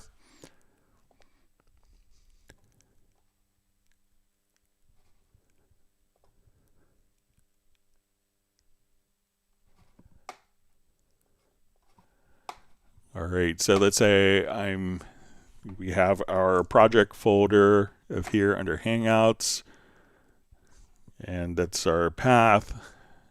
It's oddly named path with my typo. All right, so I'm going to do a save as, and let's see. All right, so that's going into the path. Let's say if I save this to my desktop. All right. And let's say now if I do a save as, if it may keep the same path. So it will not go in, because you're saving it as a different project, so you may have to manually just assign that. But I think if we do a save new version, let's come over here, that the new version will automatically go to the project folder. So let's say we're at Tim01, and I think we have a Tim02. So I'm going to choose Save New Version. And now when we come over to my Finder,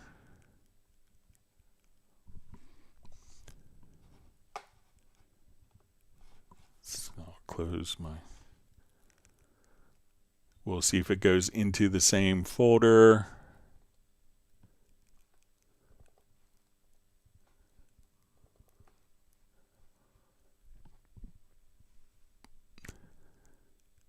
All right, so here's the one that we just made, so Tim02. So save new version will always go into the project folder. Save as will maintain the last location where you did a save as. So a save as, you could manually set it to the project folder, but save new version will go directly to the project folder.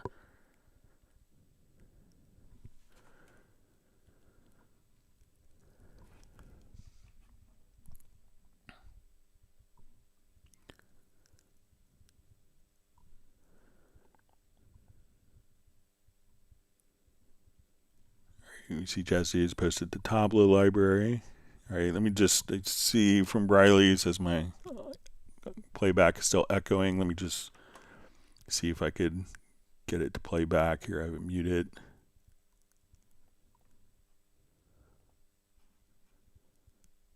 Just go back. See if I can hear it.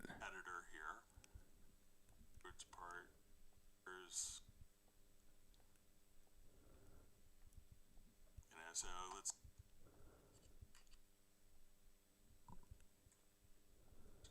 I think the project make sure, right. So we'll just say let's remove so we can see that add. All right, let me see if I could just listen, find audio, see if I could fix the. So,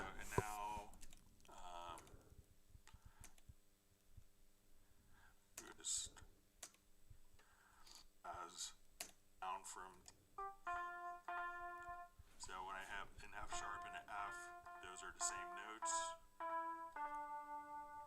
So even though if I play complete. Yeah, I hear the echo, so I'm not sure if I don't have anything set differently. Let me just look in my control room, and I'm not hearing it on my end. But I'll just check my audio routing here, and I was having some issues with OBS earlier.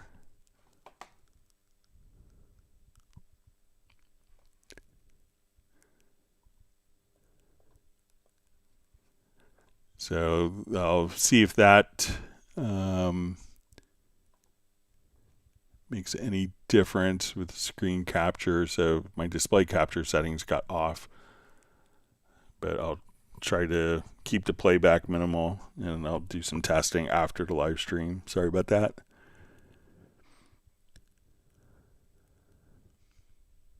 All right, so we see Beverly Beatty joining in. And she just says, ding, ding goes the cowbell earlier. So.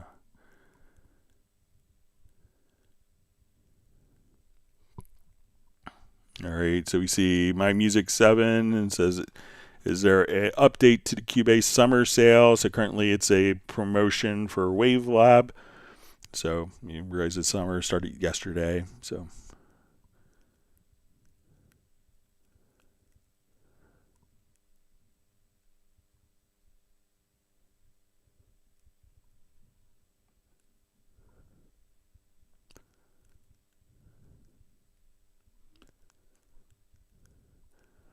All right, so Baba Saw says, can Cubase change the pitch of individual notes in a chord via MPE? Ableton has a micro tuner plugin that does a really cool job of this. Yeah, so we actually kind of invented that.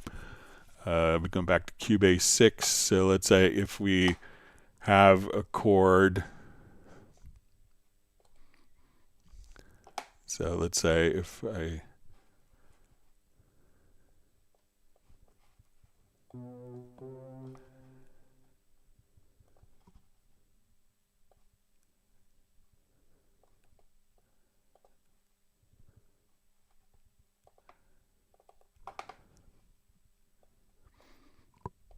And this is part of VST spec. All right, so if we have a chord.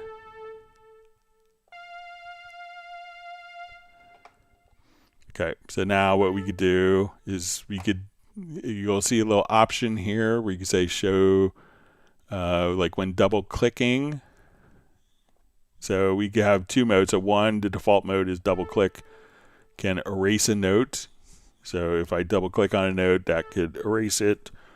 We also have a mode here where you can say double click opens note expression. So as I double click now, We could open up a note expression editor, and this would allow you to do MPE. So we say, okay, I want to adjust the tuning of this.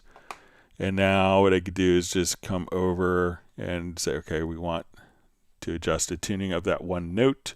So as we play,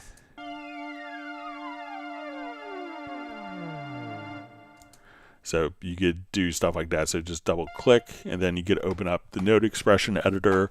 And to get that to map with your MIDI controller, if you have a MIDI controller that's capable of doing it, you can come here to your studio setup, and you'll see, let's add a note expression input device. So if you have like a Rolly keyboard, you could select that and map your X, Y, and Z or Z axis with, so you have your pressure, your horizontal and vertical, and you could map those to different MIDI controllers. But you could just make sure that in the MIDI editor you have this enabled. Then you could double click and have individual volume and individual note expressions. So instruments that support it, or Hallian Sonic, Retrolog, Pad Shop. So the included instruments that come with Cubase.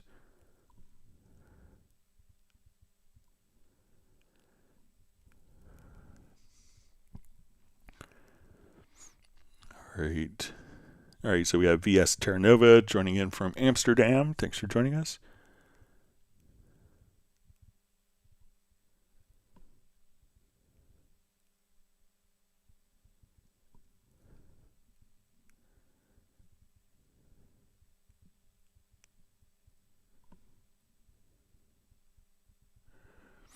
All right, so we see TrackQuest Music asks, just reading a question, I understand how the export works, single or multi instead of getting deep. Let me just ask you, if you had to export dry tracks named and FX tracks named, so your music supervisor would be happy.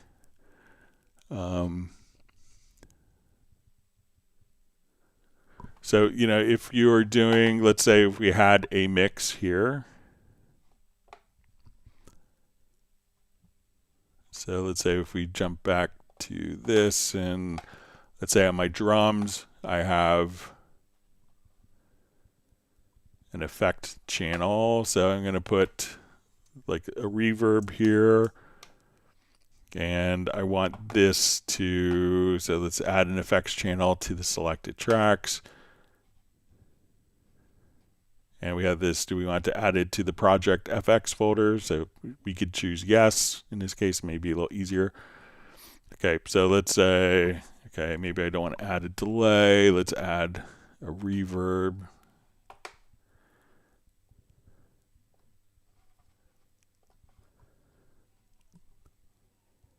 Okay, so we come over here to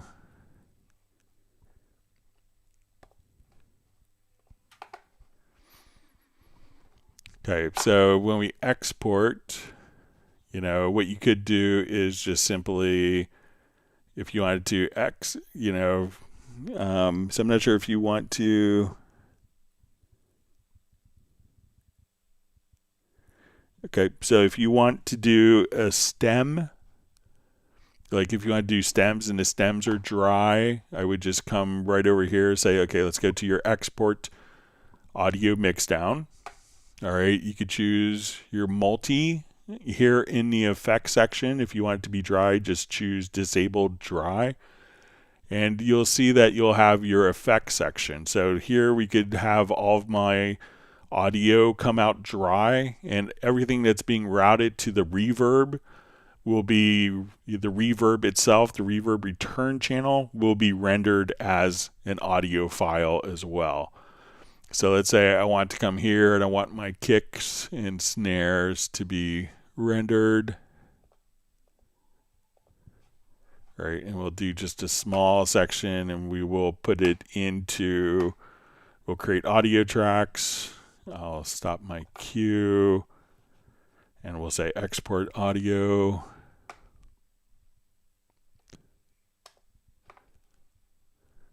Just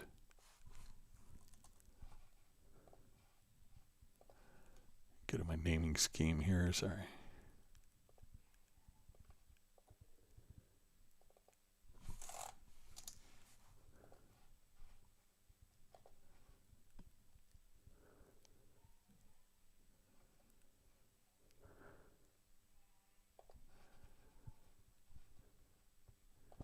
Sorry, let me just...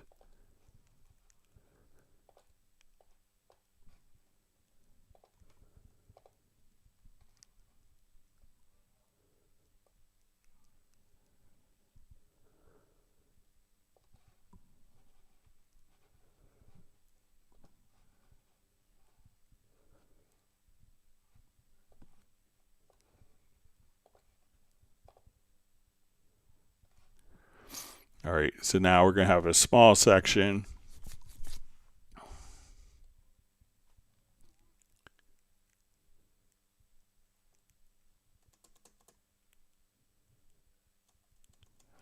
And you'll have, the reverb will be kind of rendered independently of the drums. So when you do the export audio mix down, you just want to, again, come over here. You want the reverb and the drums, and that way the reverb is rendered independently, and the other tracks will be rendered dry. So let me know if that's helpful for you.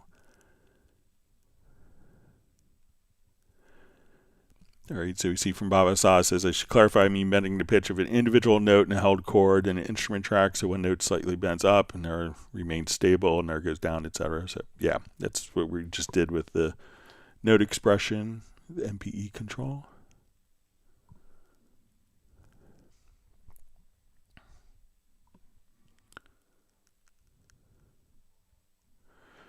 All right, so we have, it says, learn with Steven from Sarasota. It says, I need to edit MIDI and audio tracks and change the tempo. Of course, I can't keep things aligned. Which settings do I need? So if you want to make sure that like all of your tracks, like, the big thing you want to do is just to make sure like all of your audio files, so select the files, not the tracks, but all of the files here.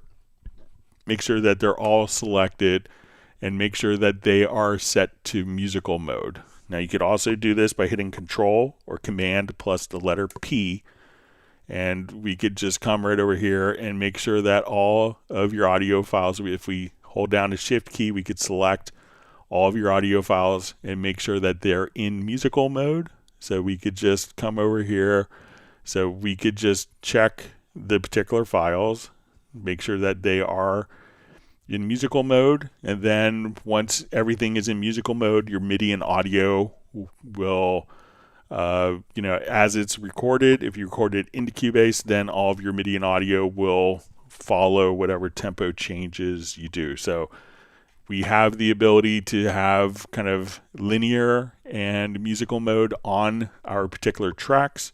We don't want to necessarily do it we want to make sure all the tracks here are set to musical time base, but we need the events themselves to be set to musical mode.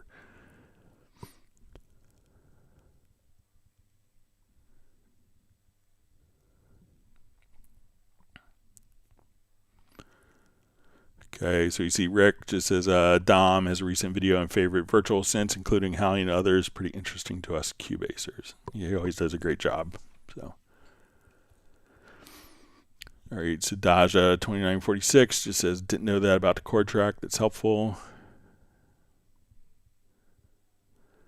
All right, Brian the Bear asks, I don't remember how to tell the transport to start back where I had it. Help. So try going to your transport menu. It used to be in the preferences, and then everyone found out where the preference was, and then they moved it to a more obvious place. So if we come here to start mode, you'll see start mode selection start. Try to make sure that you have return to start position on stop. So that way, if I play here from measure 129, I hit, let's say we're playing, and now when I hit stop, it goes back to right where we were. So if I hit stop now, it goes back. But what I want, and if we uncheck that, when I hit stop, it'll stop where it is. I hit the space bar again, and it continues. So, but again, with transport, start mode, place a check next to return to start position on stop. So I start at 131, And now when I hit the space bar again, it goes back. Just like so.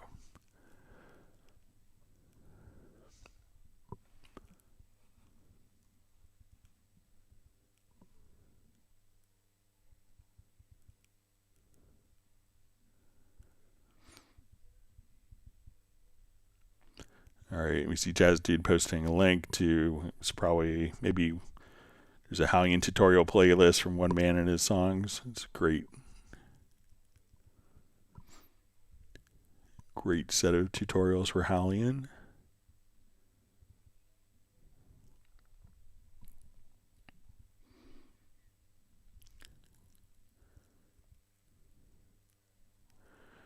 All right, so Benny just asked, percussion agent doesn't show up in 15 Pro. I have it in 14 Pro idea. So it's only going to show up inside of the full Groove Agent. It's not going to show up inside a Groove Agent SE. But the percussion agent is going to be working only with the full version of Groove Agent.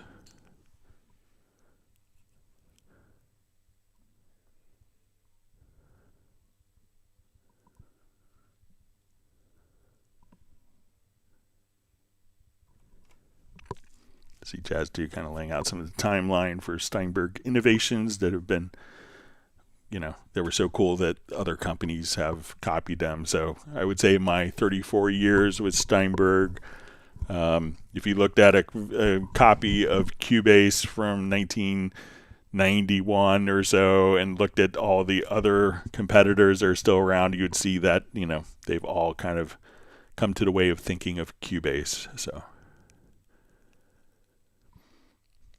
that's Steinberg's great strength, is we have really good ideas and great vision for functions in Cubase.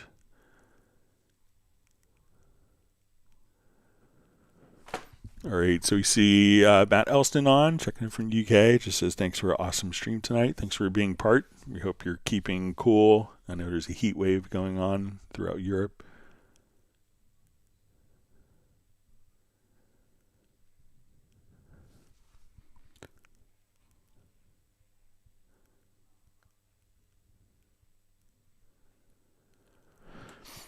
Great. Pro 5000 asks, hello, sir. Can I set up a favorite VST folder or folders by vendor for quick access? So yeah, this is going to be, if you go to your studio menu to VST plugin manager. So I don't have a lot of vendors on mine, but if we come over here to this little drop down menu, we could come over here. So one of the things is we could create collections. So I'm just going to come over here. Let's go to my default collection, but we could just say, okay, I want to click on plus. We could add a collection. So we can say, okay, I want to come over here. Let's call this June 23rd, 2026. And then I could make my favorites. I could come over here. As we come here to our plugins, we could also choose to, let's say if we're, we could, I'll just jump back to show one thing. And we could also choose to make folders. So we could say these are my favorite reverbs. And then I could just drag, different reverb plugins in. So it's okay, I want these in my reverb folder. We can change the order. So we could just come directly over there and be able to create your own plugins. And I think if we come here to default, that there is a way to just switch it between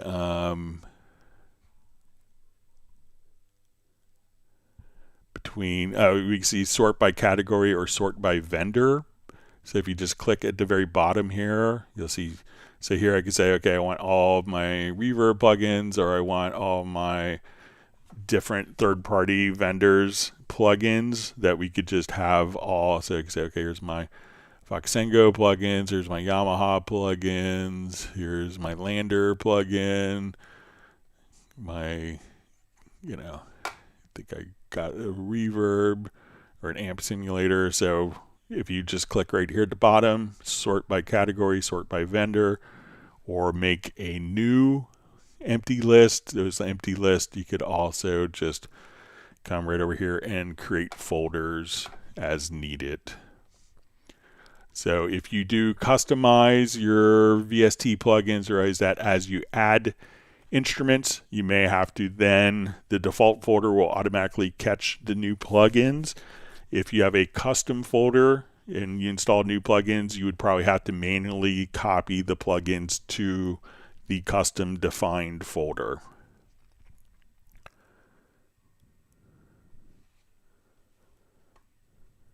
So let me know if that's helpful for you, Pro 5000. All right, Brian Sawyers received 1 gallon of Texas peach ice cream. All right, Uno Mementos received 1 gallon of mango peach ice cream as well. Mango peach, not Texas peach.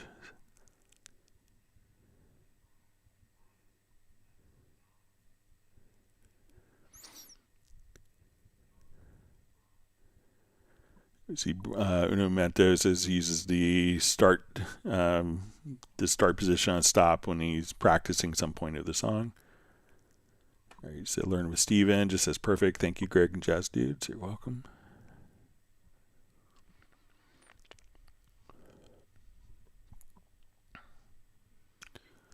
All right, so we see Alex checking in from Mojave, Arizona. So before I forget, let's get Alex at a question about creating voices from parts. So we'll show you how to do that. It's from previous live streams. Let me just jump to this project. All right, so the voices is actually going to work in conjunction with the chord track, which kind of makes sense, so we know what the voices are in the chord. So let's say I have a part here. So generally when we're looking at our parts, we can say, the default coloring options will be like velocity. So if I have a higher velocity, the notes will be redder. If the velocity is lower, it tends to be kind of more of a bluish color. So we can see kind of different gradients based on the velocity or pitch. We could do by the channel or part color. And there's also an option for voice. And a lot of times this may be set up where it'll be gray because voices haven't been assigned. So if we don't want to manually assign these, we could use the chord track here as kind of a basis for the voices. So once we have our chord track, we know how the voices are going to work in relation to the MIDI notes, in relation to the chords. So what we want to do is if we go to project to chord track, we could just say assign voices to notes. So let me say if I need to select all these.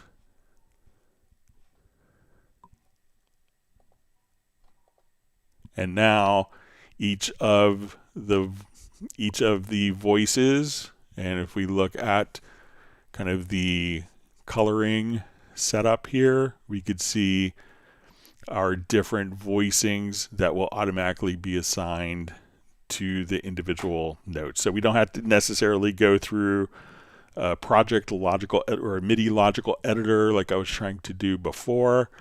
But again, once you have the part, you can select the part here, and in relation to the chord track, go to your project menu to chord track, and then choose assign voices to notes, just like that.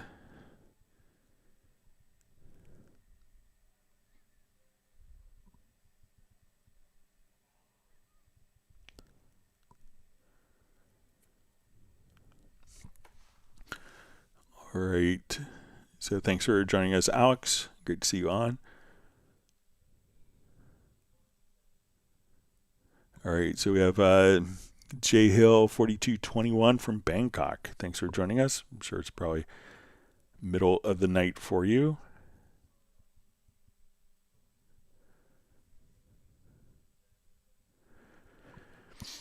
All right, so Peter Raymond from Winnipeg just asks, hi from Winnipeg, what is the rationale for some parameters being automated on the track versus parameters in the piano roll editor?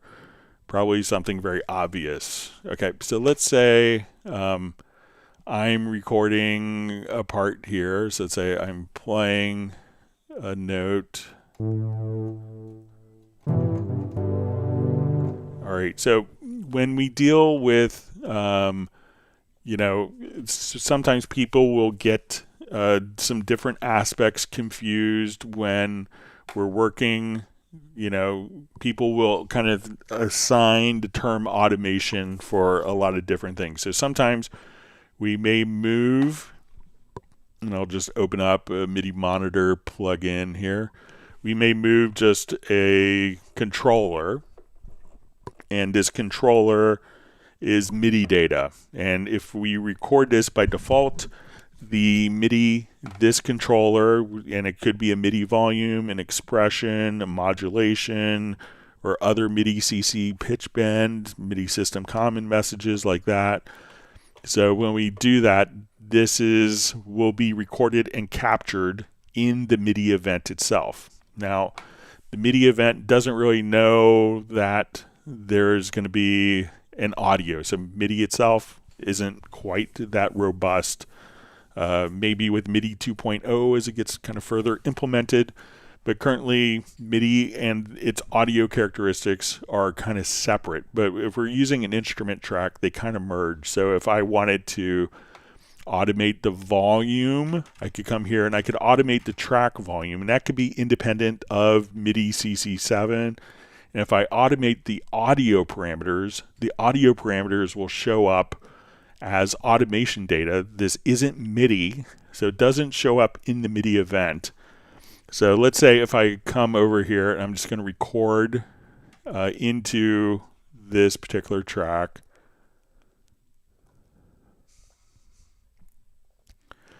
Okay, so let's say I just play a chord.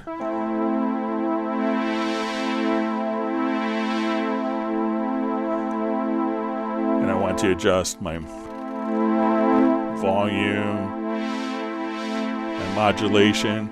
All right, so we recorded that data, and when we go to look at it, I'll just take it off of my cycle mode here. Sorry about that. I'll just do that again. So let's say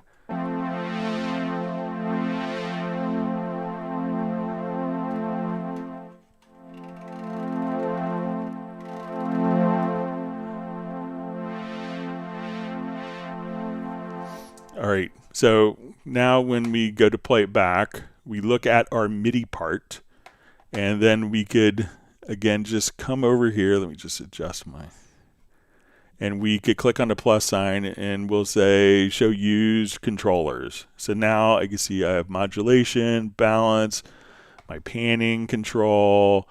So I have all of these different MIDI CCs. So this is MIDI data that's in the part. Okay, now if I come over and automate the parameters, so let's say I now want to come over here. Let's say, okay, I want to automate. So as I do this, I could select this track. I could automate its volume. Let's automate the EQ.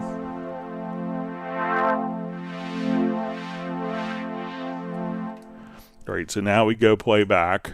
We have these parameters automated as volume. Now, this automation occurs at the track level. So when you come over here, we can see, okay, let's go to my volume. So I open up the automation here. We can see my volume. I could see my EQ changes. Those are all automated, but they're not actually in the part. Now, when we do MIDI CCs, the MIDI CCs are going to be generally by default in the event. And when we do like track automation, the track automation itself will show up as automation lanes that's assigned to the track. So let me know if that makes sense for you, Peter.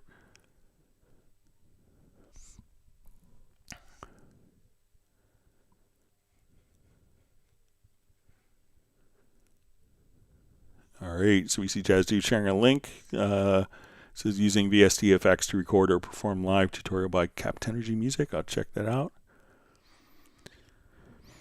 All right, so we see thanks for the clarification on the MIDI. So you're welcome. All right, let's take a look if we had some questions that were mailed in. So let me go to that. Okay, so we had a question mailed in: how to monitor sizing an audio loop while it's playing in locators on the project window. Okay, so let me just revert to this project here.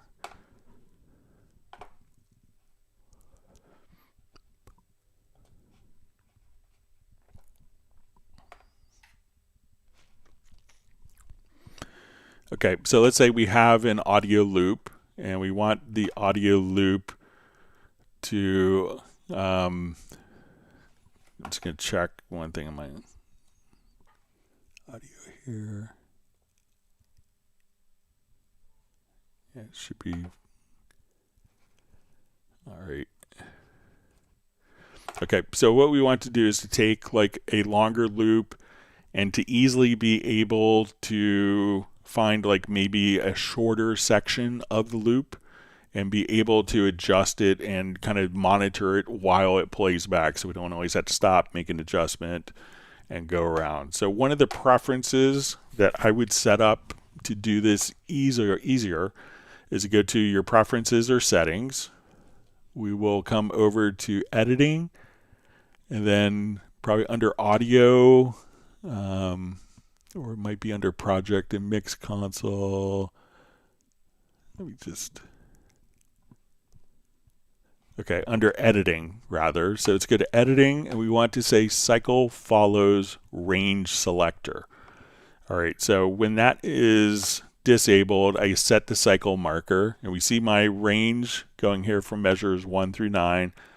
If I select an audio range, at that point, we don't really, we don't see a correlation. Once that preference or setting is activated, I can just come over here and say cycle follows range selection. And what that preference is going to allow us to do is to come right over here and just say when we select, now the range is automatically aligned directly with the audio.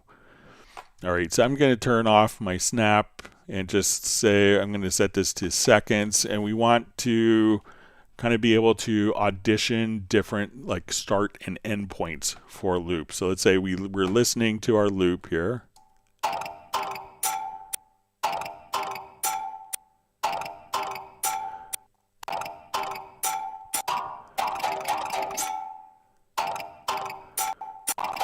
So I'm going to adjust like the start position.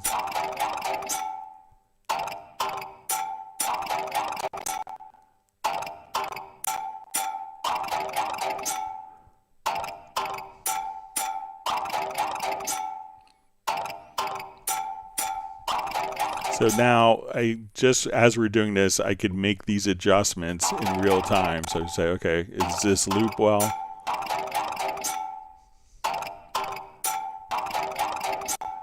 So maybe if I was in 7/8, but let's say I want it to be kind of like a 4/4 loop. So now that I have like a section that's looped, so while it's playing, we could adjust kind of the start and end points, and if you want to get like really precise with the zoom, so you can say, okay, maybe I want this to start like right there. So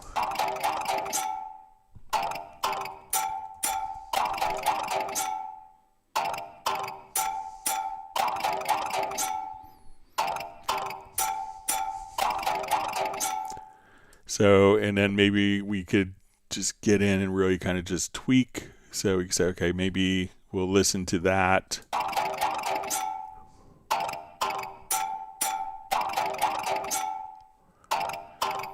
Now, if I'm happy with that choice of the loop, one of the things we could do now is just come over, and if I wanted to trim what was before and what was after that loop. So let's say someone was just improvising, and now we want to make kind of a loop and capture that from that section. We go to your edit menu, let's go to range, and we will say crop.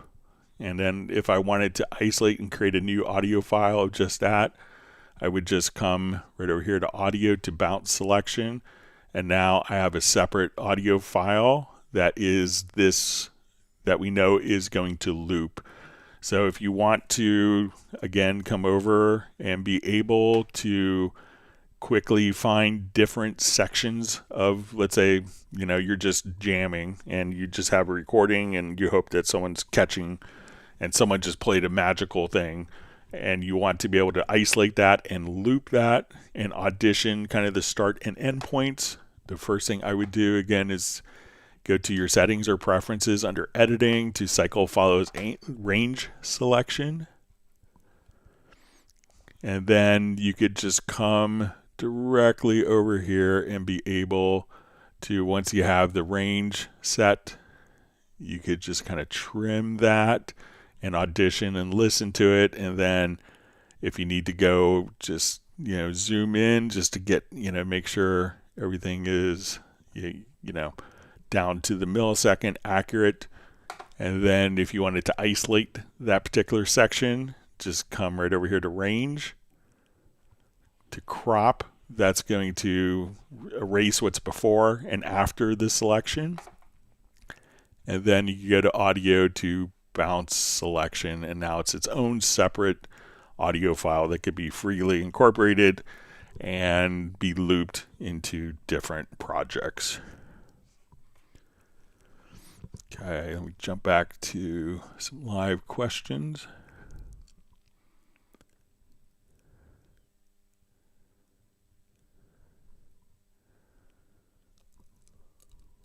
All right.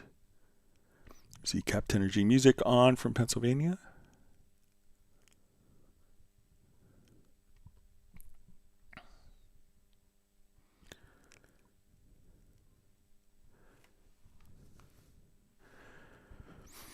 All right, so we have Greg R4C. He says, "Hi Greg, I'm quite new to Cubase and I'm not sure what I've accidentally switched on. Every time I press play, the track starts recording as well. How do I turn this off, please?" So you probably hit the I key on your computer keyboard, and what that does is it turns in a punch in, enables punch in, and if you hit O, that enables punch out. So if I'm right here and let's say I have my punch selected, now when I go to, let's say I add an audio track, it'll just automatically start recording, and you're like, it's driving me crazy. Why is it doing that? Is just to, again, come over here, hit the I key. You'll see it on the transport bar.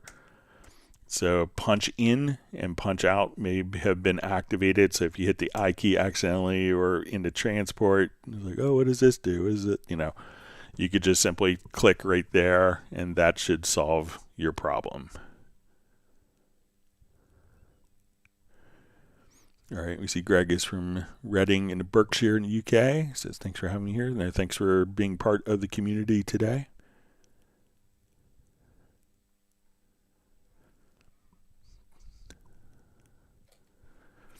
Okay, let's get to, we had another question that was mailed in. Let me go to that. All right. Do plugins work in multi-channel or surround sound audio channels? Okay, so let's take a look at project here. I'll just revert this. So one of the cool things that we have with VST3 is that we could have kind of dynamic channel mapping. All right, so this means like if we have an audio track, not all VST3 plugins do this. I'll preface this whole discussion with that. And for the companies that don't, you should If you're doing surround, you should just make sure that they actually implement this particular feature and aspect of VST3. So let's say I have a 5.1 audio channel here. So I have a 5.1 audio output bus. So when I come over here, we go to my audio connections. I have a 5.1 output. On this track, I'm going to, make this, when we go to add a track and we add an audio track, we could make this the output routing instead of a stereo out to the 5.1 output. So we can see that when we look at this 5.1 track, we can say that this track is a 5.1. So if we open up our panner, we can see, okay, we have a multi-channel panner. And this track is being routed to a group. This group is in 5.1. So we could have surround channels being routed to a surround group. This group is now routed to our 5.1 output. Now, sometimes many popular plugins, they may get ported from VST2 to VST3 and they don't take advantage of all of the great capabilities of VST3. And one of them could be like, let's say, if I come over here, I'm just going to have a test tone generator. And we can see that even the test tone generator, when we put this as an insert on our 5.1 audio channel, we can see that this is going to give us 5 or 6 discrete channels of output. So come here, so we can see that we have our 5 channels. So I'm sending my particular, this audio track is a test tone generator. This is being sent to the group. So we see that we have our 5.1. I will just make this, let's say, minus 6 dB. All right, so we see that we could have, now on our group channel, let's put so I'm going to take that off. We see that we have the same exact channel volume here from our channel to the group. And I'm just going to put on like a standard compressor plugin. So let's put a compressor plugin on. And we can see that the built-in plugins that follow the capabilities and embrace the capabilities of VST3. When we come over here, I'm going to just put a compressor on. We can see that the output has now been automatically attenuated because we are applying a compressor. Now, it's not just doing 2 channels. It's doing all channels in the multi-channel stream. So we have a 5.1 compressor here. If I put this same track on a mono track, at that point, that compressor would work in mono. If I put it on a stereo track, that compressor works in stereo. So it's dynamically allocating the channels per the channel width of the particular track that we're on. Now, another way, let's say I didn't want to have particular channels that were connected, I could come over here to my group channel. Let's come over here and we can see that we have our channel, but we could go to our routing page. And now when we double click, we could make sure that particular channels aren't going to be connected as well. So we could see that we could come over here and have a routing editor. So we can just come over here and we could choose which channels are going to be routed to and which aren't. So as we work with this, just placing like the built-in plugins, because they are VST3 savvy and taking advantage of and embracing the capabilities, we can now take that 5.1 channel, route it to a group, and then apply a plugin, and I put on a group just so that we could see the difference from the original test tone generator to what's being compressed here. So if we do no compression, we see that signal automatically rise up, but we see that across all 6 channels. So if you're working with plugins and you're doing surround and it's not working as expected, it could be that the plugin developer is not taking advantage of that particular functionality in VST3, but the included plugins do. All right.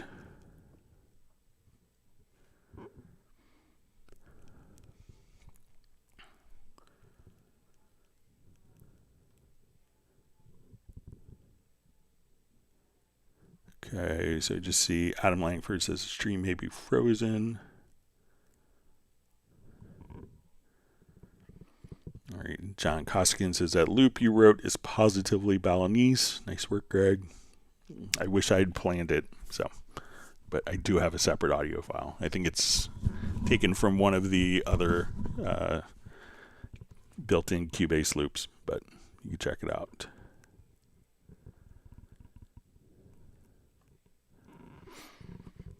Okay, let's go to another question that was mailed in. You guys are all getting good at learning your Cubase. All right.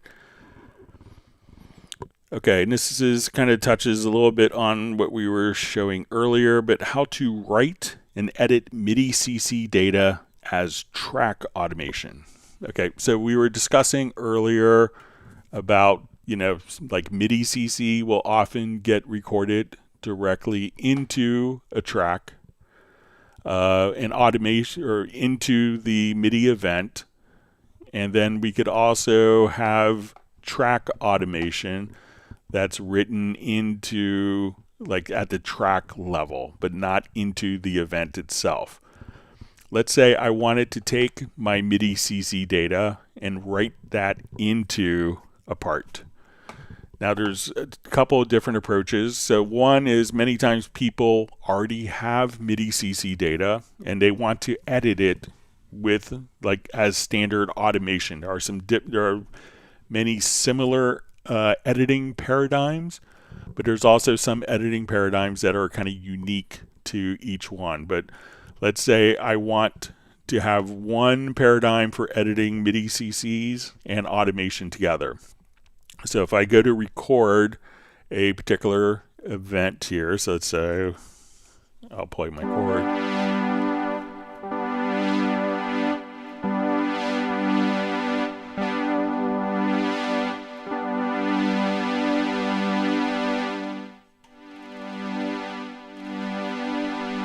All right, so I have a couple of MIDI CCs. So again, I could click right here and we will say, let's show the used controllers. And as we do that, we could just, so we can see that we're going to have, let's say, our modulations. Let's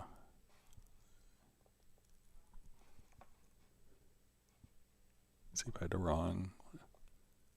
Okay, so I have my expression, pan, and modulation here. So now, if I wanted to edit these directly here, you could go through like your CC data and say, okay, I want to come over here. I want to scroll all the way down. Let's get to MIDI controller, and I want MIDI controller 1 for modulation. But, this modulation data is different than this modulation data. So this is MIDI CC, this is track automation. So if I want to convert the MIDI CC to track automation, I would go to my MIDI menu. And as we do this, we're going to go to functions and we'll say we want to extract MIDI automation. So now we see that this is changed in appearance. And now when I go to my automation, I could just say, okay, let's go to our CC data. And at this point, we could just see our MIDI CC data. And what we want to do if we want to record this, is I would just choose to automate. So I'm going to, let's say, so now we can, as we do automation, we could adjust our automation here and control our CC data. But as I write automation in, I don't record it in, but what I do is I automate the automation. So let's say if I'm doing this from scratch, we could come over here and say, okay, I automate this, move my mod wheel. All right, and now we could say, so we could now automate that. Now, if I always wanted to go into automation, what I would do is come over here to my MIDI CC automation setup and the MIDI menu, and I'll just say record destination on conflict, let's say on automation tracks. So I could just come over here and say, I want all of these tracks when I write MIDI CCs to be as automation. So I'm going to come over here and I'm going to play record and automate. So record, and I'm going to enable write automation and read. So now as I play a chord, my automation data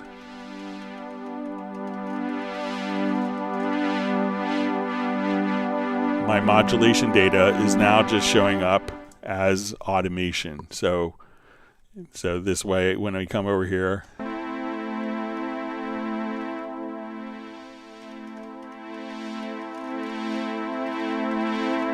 instead of writing the MIDI into the part, I'm writing the MIDI CCs as automation. So, and then once I come over here, we could just say, oh, okay, I want to go to my CC data volume. I want to go to my modulation data. So all of my parameters that I've automated will just show up directly here in the list. So if you want to always work in automation, come over here and say CC automation setup, and you could just say record destination, and we want this to go to automation tracks, but we could just say, and we could do this for individual controllers. We could set all of our controllers to go to automation. So maybe I want, modulation to go to an automation track, but channel volume to go to the MIDI part itself. So you could change that as needed if you want to. All right. So let's see if we have more live questions that popped in.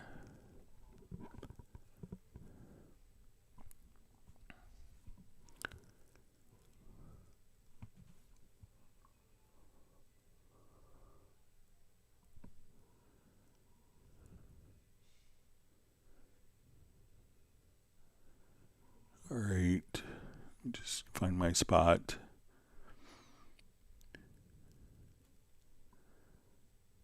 All right, we see Jazz Dude just says that's why the Cubase stock plugins are the best.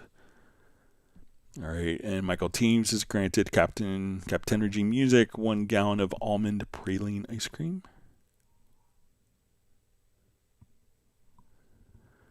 All right, so we see from Adam Langford says he had to force stop his app on Shield and fix the stream again.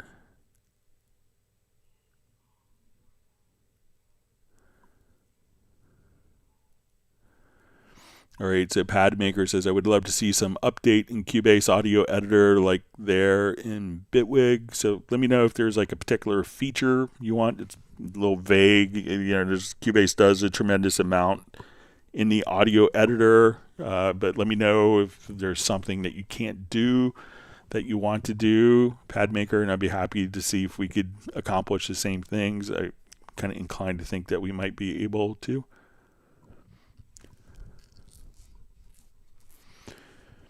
All right, so we see Eddie on drums says, if we need further comprehensive instruction, is there an official Cubase publication? All right, so what Steinberg does for manuals is if you go to the website, so we'll come over here to Steinberg, just go to steinberg.help.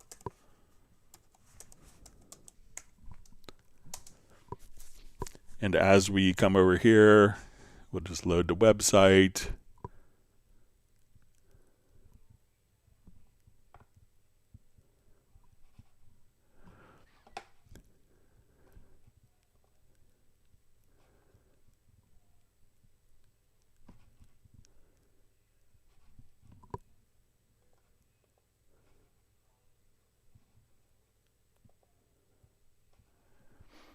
All right, and let's just, so you could say, okay, I'm looking for Cubase 15, and I usually prefer, like if you're looking for more of the traditional manual experience, click select PDF, and we can say, okay, I want it to be for Cubase 15, and then we could say, okay, I want it to be for Cubase Pro only. So we say Cubase. So, and at this point, you'll see a PDF. So you could just say, okay, I want to come over here to the operation manual, download it. And so now that we have that downloaded, we can just come right over here and you have the full PDF. I think it's like 1,400 pages just for this. There's a dedicated scoring manual. Different aspects are hyperlinks. You say, oh, sidechaining for VST instruments. How do I do that? And you could just come over here, or you could say, okay, I want to search for something. So I want to go to CC automation setup, and that will just take you directly to that. So you could search based on different criteria directly there. This is a PDF file, so if you want to put it on a tablet, if it's a PDF file that you could read and search. I have like a Kindle that, I have my Cubase manual on, that I have my sheet music on when I'm playing in orchestra. And if you're, just want to do reading, so instead of a physical manual, you can still have kind of the physical manual experience. It's just in electronic PDF format. So again, go to steinberg.help. And if you want to search for Dorco or Vertigo Mosaics or Mix Key, Nuendo, Wavelab, you could see all of the different functions right there in the Steinberg help.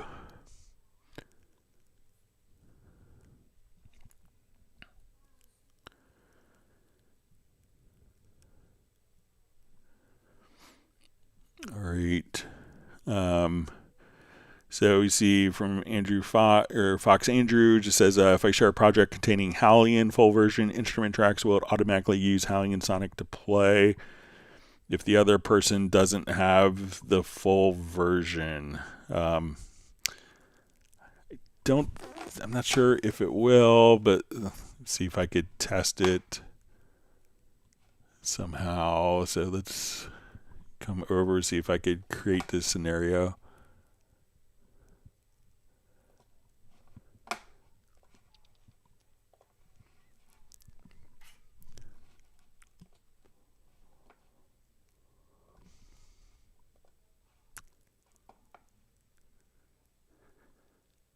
So, it could depend also if the, if the particular instrument is set up to play inside of Hallian Sonic is capable. So let's say if I come over here.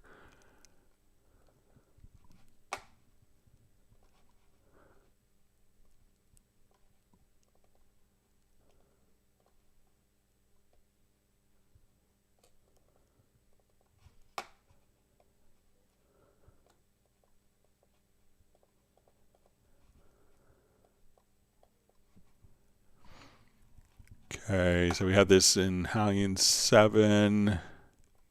All right, so let's save.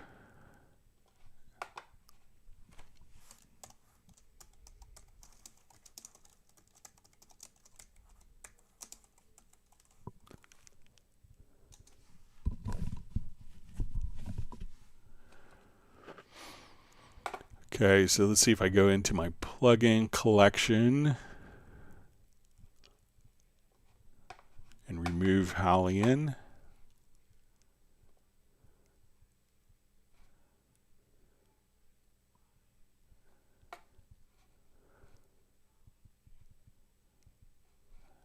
Okay, so let me just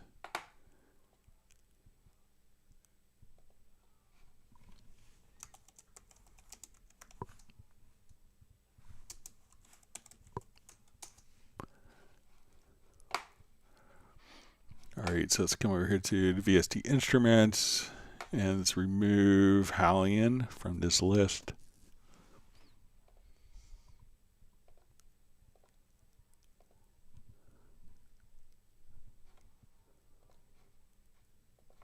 Let me just save the instruments and plugin and effects are different.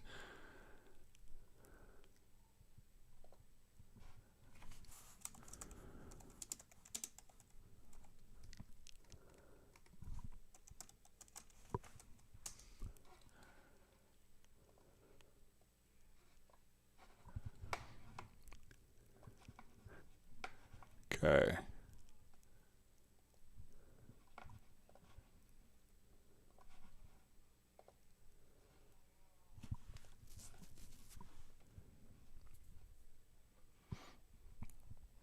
Let's see what happens. I don't think it's going to remap to Hallian Sonic, but let's...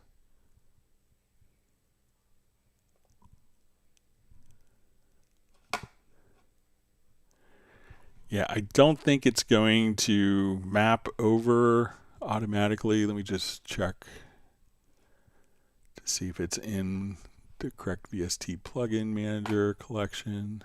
Yes, there's no...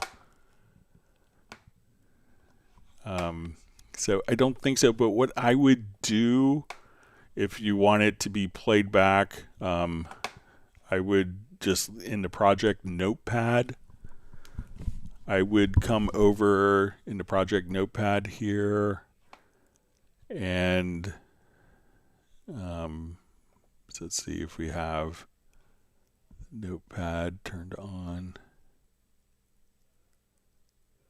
Okay, so up towards the top. So notepad, I would say, use Hallian Sonic, patch named, live stream goodness or whatever the patch is in Anima. So now if you've made like custom sounds in Hallian 7, you can within Hallian 7, so let's say if we open up Hallian 7, we could choose to export a sound. So if we are making, let's say, a new sound from, let's say, our analog synth here,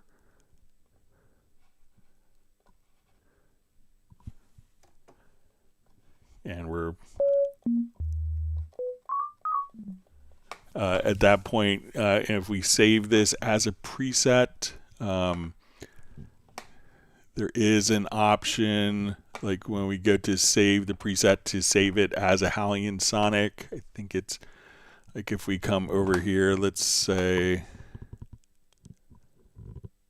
we'll save the preset.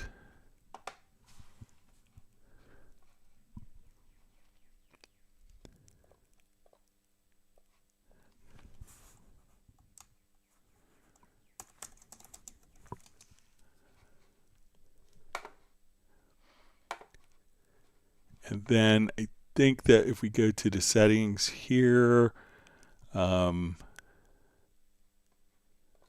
like we could choose for this to be like a Hallian. So let's say if we come over here to properties, that we could change this to basically being, and let me just see if I come over here to the program tree. So let's say, okay, we save that as June 23rd. If we come over to our program stream, I think that there's a little setting that we could save this as a VST3 preset.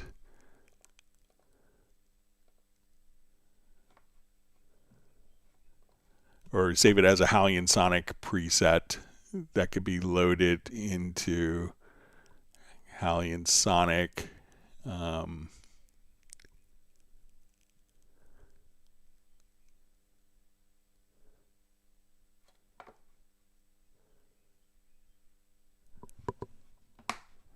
And maybe also if we come over here to options, let's see if it's in here.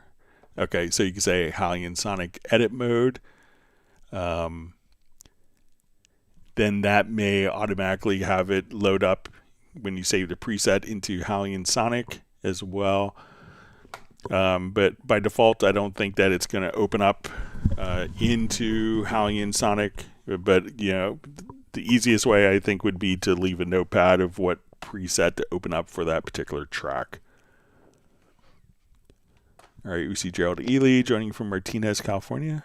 Eddie on drums is saying, just letting us know he's from Oklahoma. Thanks for joining us from Oklahoma today.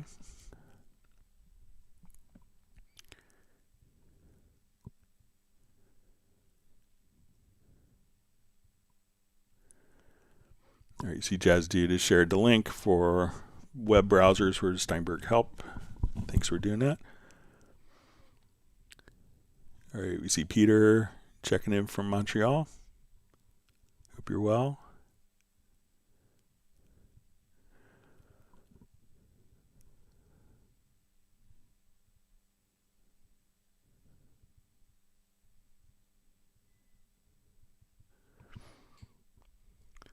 Okay, so we see from Eddie on drums, are there any print versions for Cubase instructions? So we don't print out manuals, for environmental reasons. We don't have physical inventory anymore. So all of the Steinberg inventory is virtual. And that's kind of the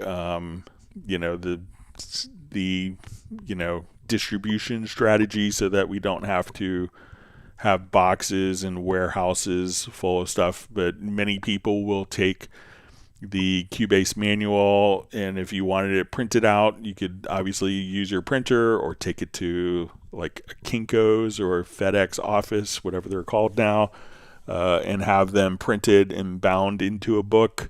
But Steinberg doesn't have manuals that we make. It's just cost prohibitive. It was kind of environmentally not so sound anymore.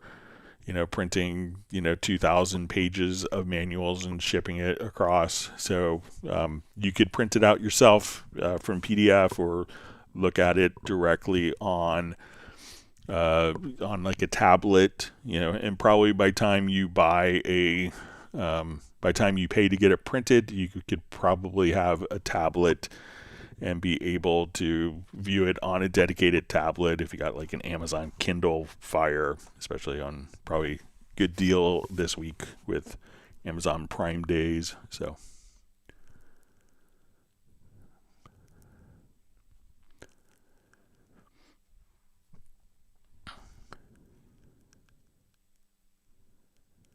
so you see Michael Teams doing the math, so probably about $100 to print. Gerald Ely says, I love the CC automation tip.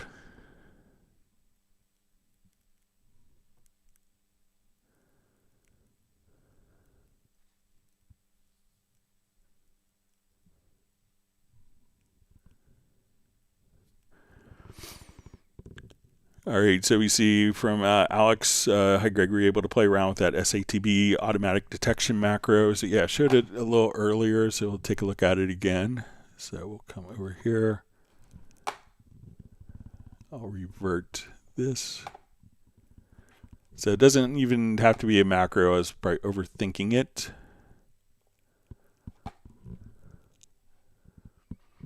All right, so I'm going to let's just revert this project since I've changed it. Okay, so again, as I mentioned earlier, so when we do the voicings, it's going to, use the chord track as the basis to know what the voicings are, which kind of makes sense. So I double click and we have our voicings here, our colors set to voice, and we see that we have no voices are defined. We don't want to do it manually. So when we look at our chord track here, we can see our chord tracks.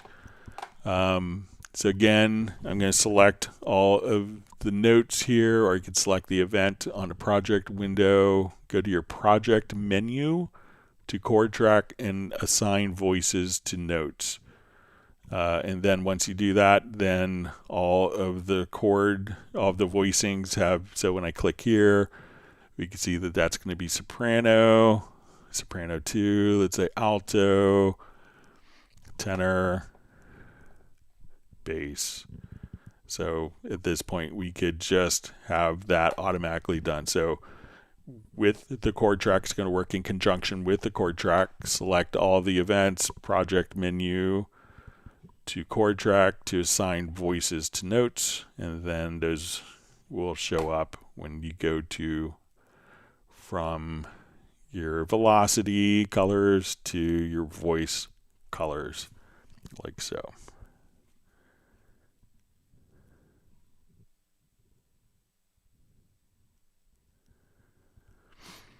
So let me know if that's helpful for you, Alex.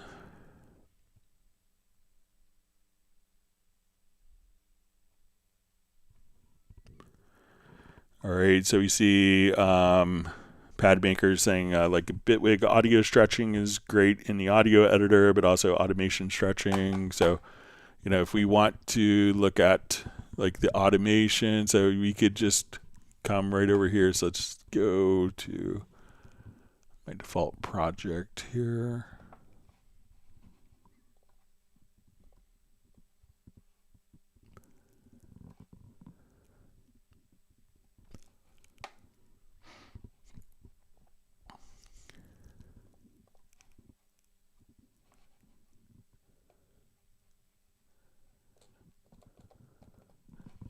All right, so let's say if I'm directly here, we have our drum loop, you know, we could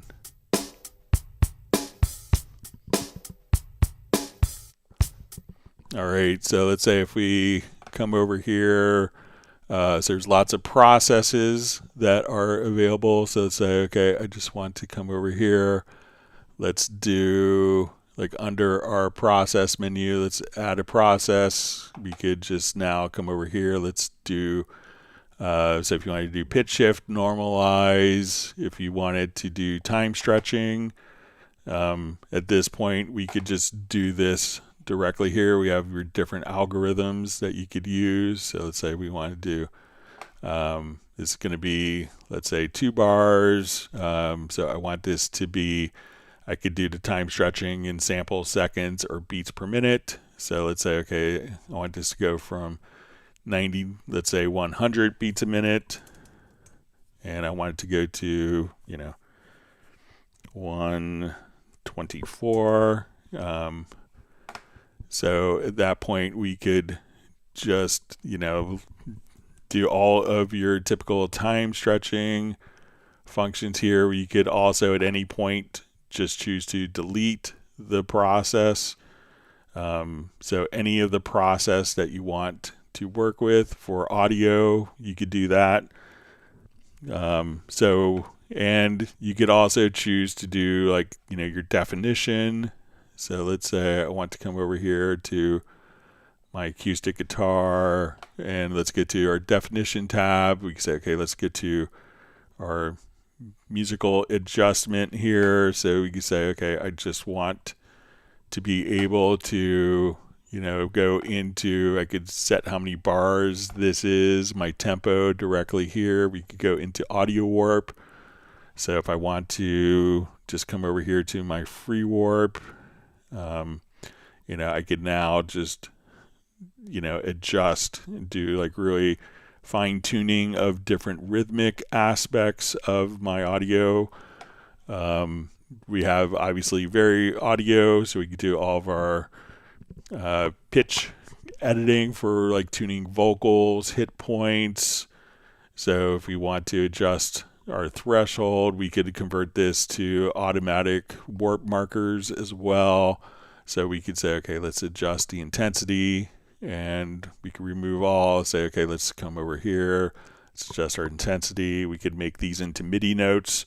We can make it into warp markers or just normal markers, create a groove, make slices so that we could automate our free warp process. So if I just now come over here to free warp, you know, if an event was a little late or early, and we could have that automatically snap directly to the grid as well. So as I move this, we could just have this point automatically snap directly to the bar or to the beat and align it to the grid.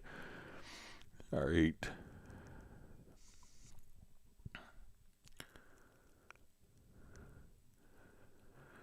All right, and he also said be great, and also automation stretching option. So, you know, usually automation, I'm not sure if you want to come over here and be able to, so let's say if I have this laid out, so let's say I have like maybe a sine wave going on here for this automation. So let's say, let me just adjust, activate the project, that would help.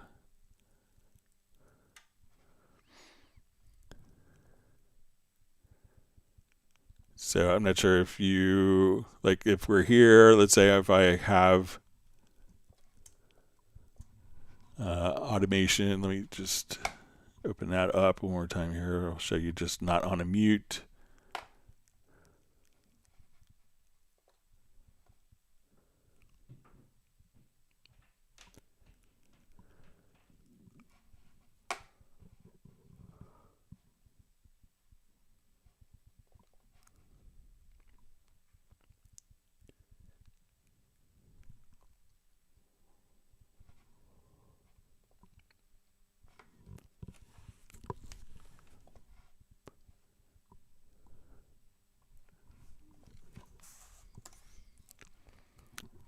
Okay, so let's say if I'm here,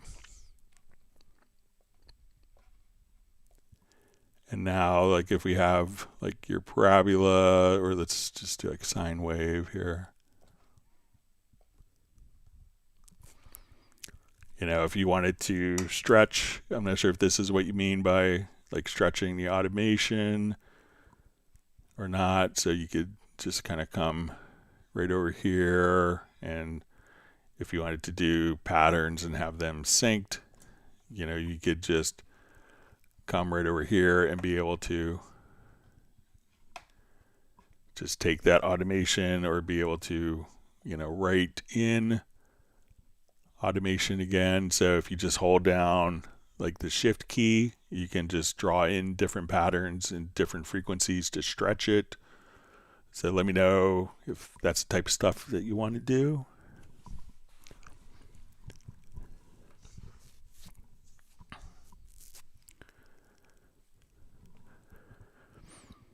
All right, so you see from Soren, this is a long conversation, much testing session at OpenBot for the VST Instrument Hybrid 3, reached a point where the conclusion is something in the project. And it makes the patch change randomly, something corrupt in the project. The instrument works great and fine alone. A new project video can come to you about it. Yeah, if you want to send me just a project with just that one track, I'd be happy to take a look at it for you, Soren.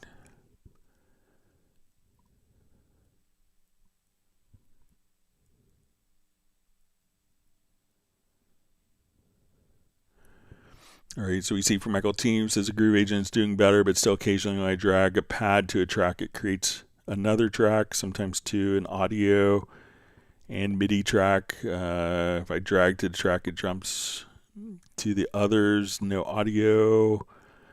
Yeah, you know, send me a screenshot, Michael, of like where you're dragging it to, and if you want, I'm happy to do a quick remote desktop session just to see how you're dragging it, and make sure that it's going to the right type of track. Sometimes if you drag, let's just take a look here. So let's say if we have a Groove Agent event, so let's say we go to our drum parts here, and I go to the player. So, you know, if you drag it, you know, here I can see like the little green vertical line is where it gets placed. And if we have that within a folder, you may see the part get created for the folder as well. So if nothing is existing there, it will go there. Sometimes if you drag it to a different instrument, you know, it may not sound. So make sure that, you know, like you have that particular track selected, and you're dragging it directly. Use kind of the little green, so that, you know, the green vertical line, which is kind of coupled with the white cursor, but you see the green line indicating which track that it's being sent to as well. But let me know if you want me to remotely log on your system. I could watch how you do it.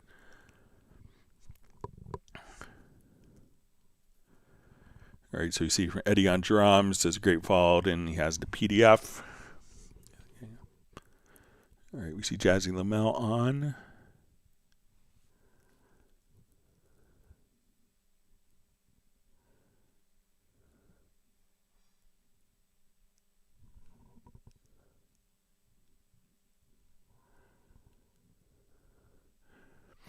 All right, so we see from Word to RG says Veeam support will send you a hyperlink to documentation, VMware support, and assign a product specialist. I don't have time to become a product specialist. AI may become the middle ground. So, all right. All right, or you could just attend Club Cubase live streams. You get answers hopefully to your questions. All right, so we see John Barry is going to watch soccer. All right, so yes, I watched Argentina versus Austria yesterday with my son. Good game.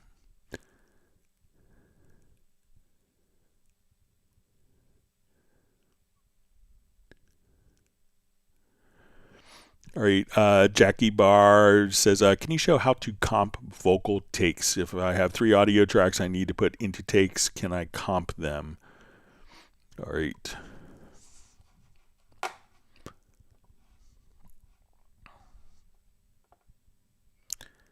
Okay, so I think I have project. See if it's in my recent list. Yeah.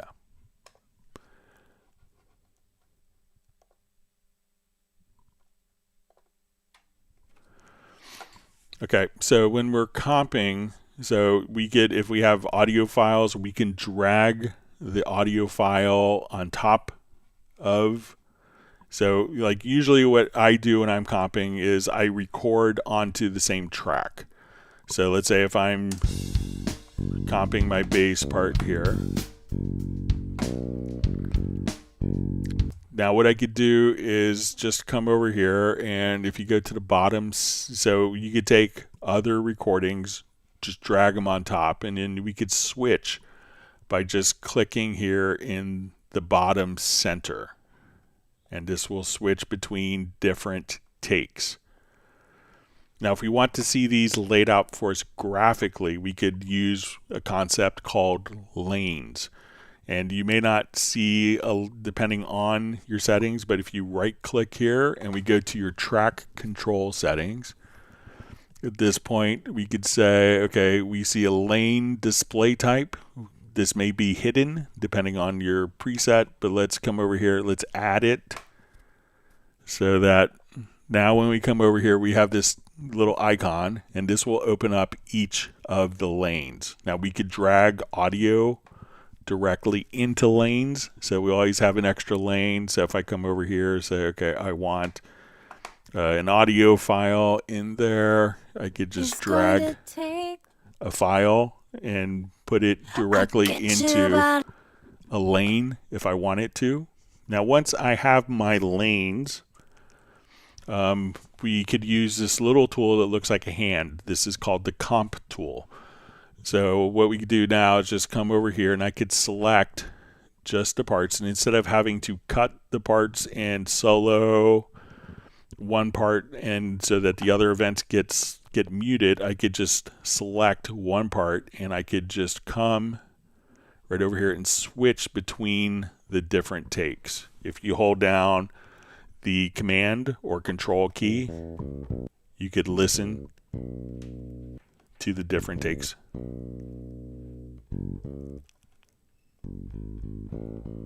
And say, oh, I like that one better. Now, once we do this, we see kind of like our master time, our master track here at the top. And when I click a different lane, we can see that that gets updated. So I can say, this is the cool take here. And what I want to do is to be able to say, okay, I want that take to go to here. I want this take to go here. And then we could just solo and have access to different lanes here to make a comped performance. So let me know if that makes sense.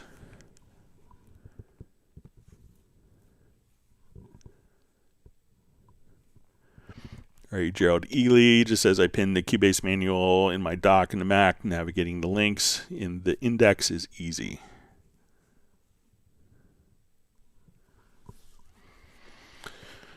All right, Word2RG says 2,000 pages of manuals. This is the thing. At what point does it become unreasonable expectation towards the customer? I'm not sure if you need to read all 2,000 pages. So probably most people are using a fraction of what Cubase does. So we could have far less features and capabilities to have a smaller manual. I think having more tools, more functions, more opportunities in the software is a great offset to having a larger manual. So just because all of those functions exist, I don't think that we have to utilize every single function that's described in the 2,000 pages. But, we could think of, 100 people may use 100 pages of the manual, but they could be a different 100 pages for each of the people. So, after a while, we do have lots of tutorials. We do these live streams. We don't monetize these live streams. Steinberg could monetize the streams, because we have millions of hours of views of live streams, but we have these all freely available. If you get a Cubase index, you could search for topics. We do this, for 8 hours a week, where we just sit here and answer questions. So there's lots of resources for support.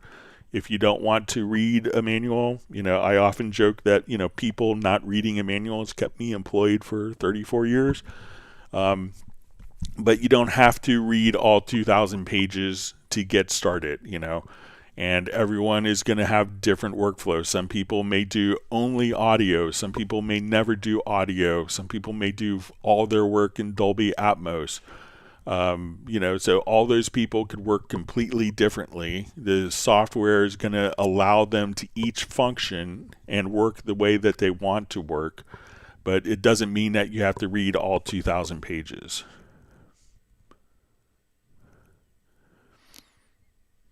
All right.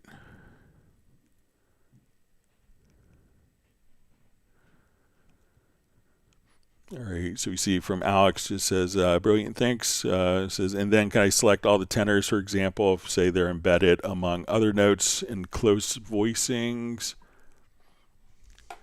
So I think if you wanted to, so let's go back to that project.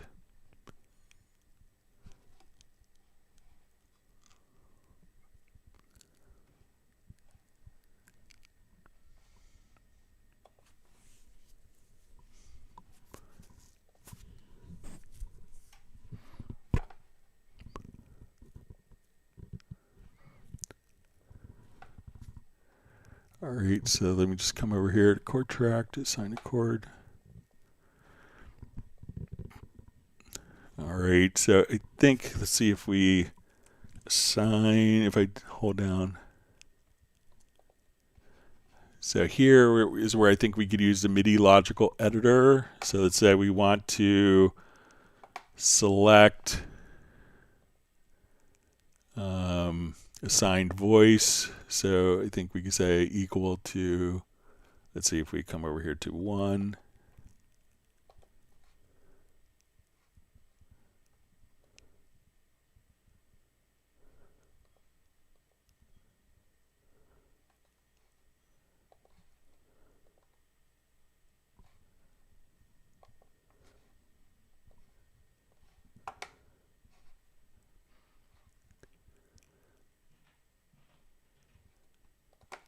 Just see is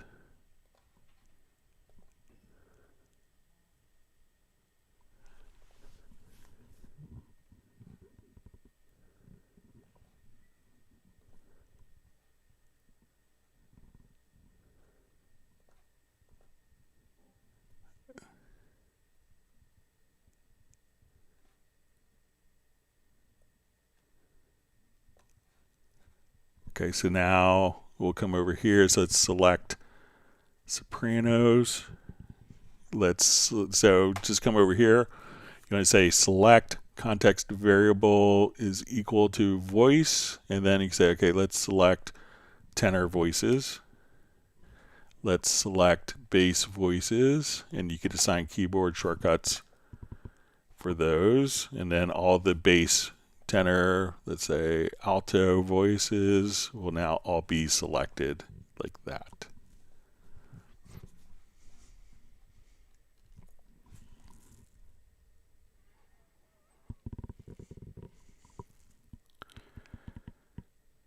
Let's see, Word2RG says a dedicated AI assistant should be the next Cubase Pro feature.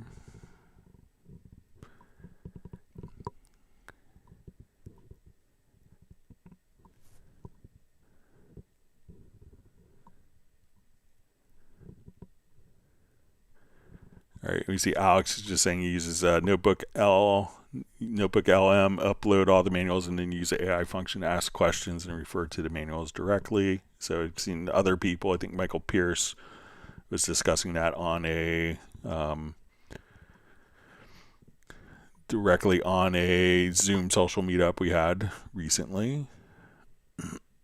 Let me clear my throat real quick, sorry.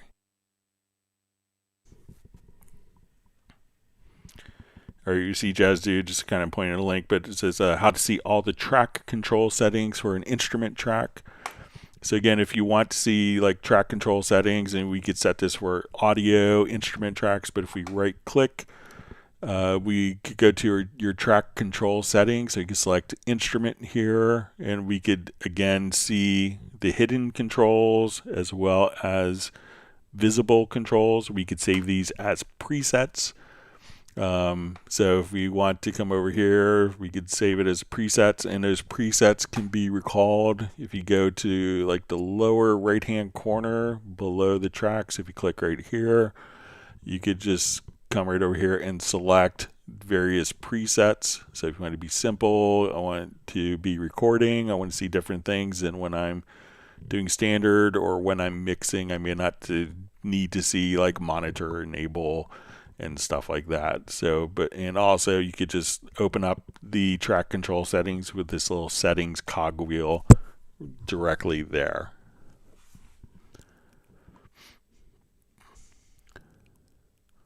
All right, so you see Anton Welling says, going to bed, good night from the Netherlands. Thanks for joining us. All right, Uno Memento is asking if everyone's hit the like button, and why not if you haven't.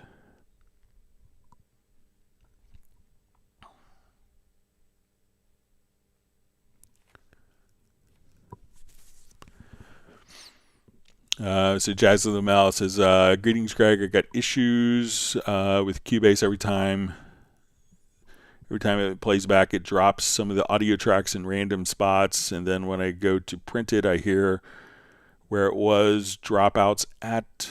So let me know, like, if when you're doing that, if there's particular plugins that are on tracks, if there's a pattern to it. So is it always these particular tracks, and do the tracks that drop out have plugins? So sometimes many plugins, when they're running in demo mode, may just insert silence for like every 30 seconds.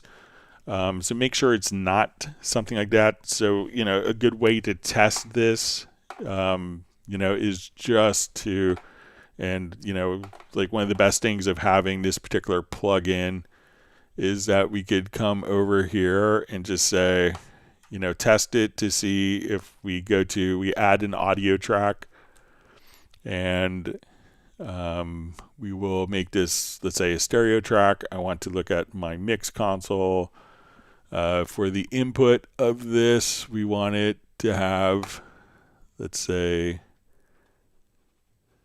let me just create a stereo input channel. So go to my audio connections, let's go to inputs, let's make it stereo.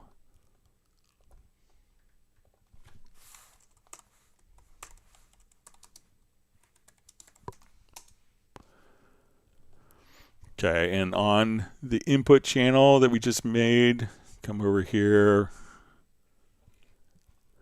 and put like the test tone generator, And this is always obvious, so if you go under Tools to your test generator, I'll just turn that down and just record that for a while. So let's say if I just come over here, I'll just hit record, and I'm going to set the input for this particular channel. So we'll say our stereo in.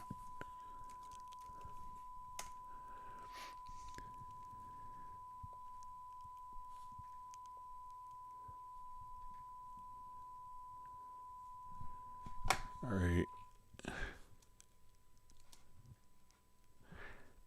And then, once you have the test tone generated, see if that is dropping out. Because my feeling is like maybe you're running low on audio performance. So check to see if you're coming over here. If you go to your audio performance monitor, see if that is running high when you're having dropouts. And this could point out like different things that could be causing dropouts. Like, okay, this plugin on this track is really exceeding, so maybe you might have to freeze a particular track that's being problematic. But also check to see if it's like particular plugins that are causing it as well. All right, Gerald Ely has hit the like button, but he had to finish his beer first. It's good to have priorities. All right.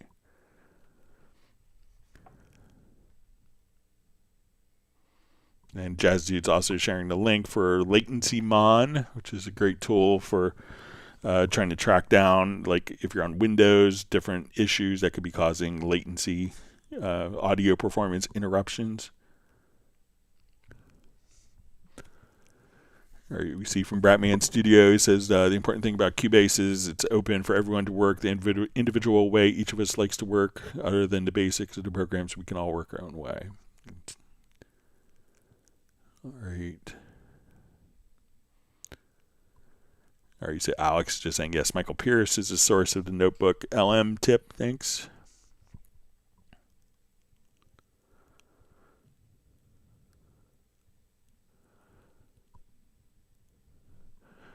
All right, so we see Guitar Drop says bus and routing explained video needed. Okay, so let's say, I'll come over here. Let's just drop in a file. So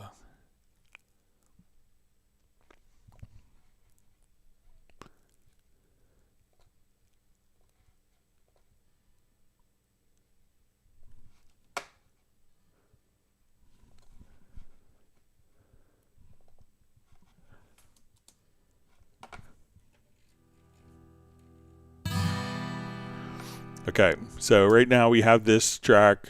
This audio track is going directly out.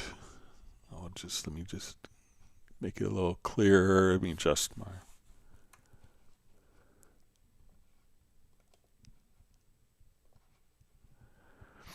Okay, so we can see that this track is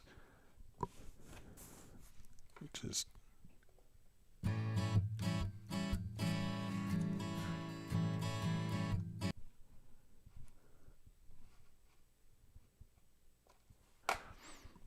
Okay, so this track we can see is going directly out. So I select it here. This track is going to the stereo output. Okay, so I could take this track. Now let's say I want to add an effect like a reverb on this guitar part. So I could right click on the track and let's do all the routing for the effects automatically just by clicking add effects track to the selected track.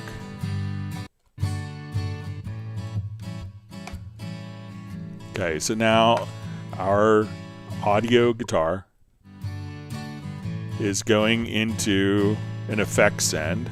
We could make that effect send louder or softer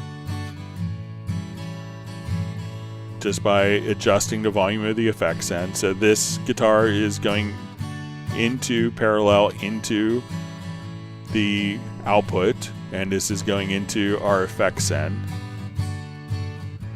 Now if I want to adjust the sends, I could select this track, and now I could have more if I wanted just a little bit of reverb, or if I wanted to blend the reverb more into the track.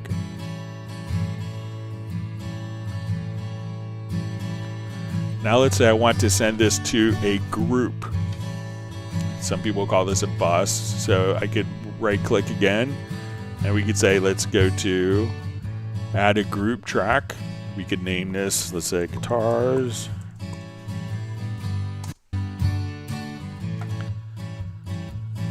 So now we could have our guitar is, we see now we bring our guitar down, the guitar is not feeding the group.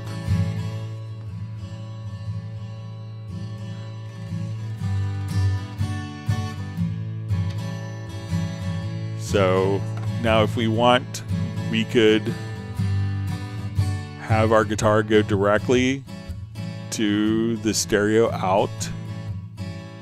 So right now this guitar is being routed to our guitar group. So if I bring this down,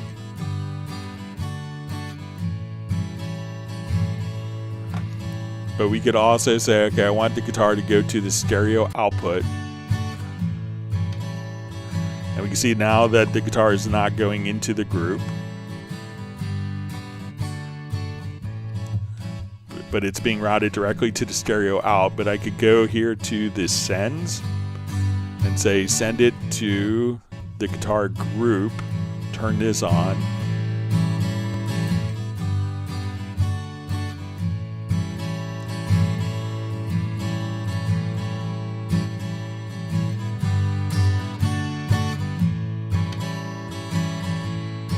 So let's say I have my reverb on. Now if I solo the group, we don't hear the reverb because the guitar is going to the group is going to the stereo out, but the reverb is going to the stereo out as well.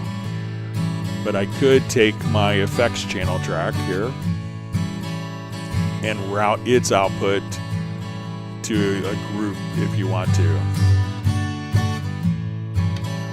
So this way we could, take the guitar track and feed it directly to a stereo out.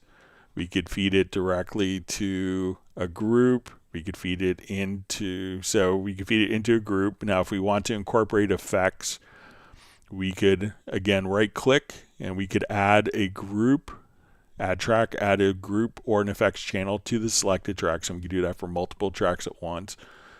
And then that would automatically kind of set up the send, and then we could choose how much of the reverb that we're hearing. I'll go ahead and make this a stereo track.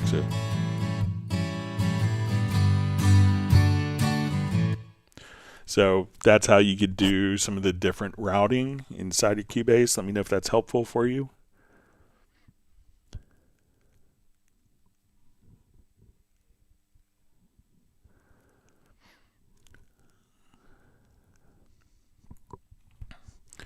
All right, so we see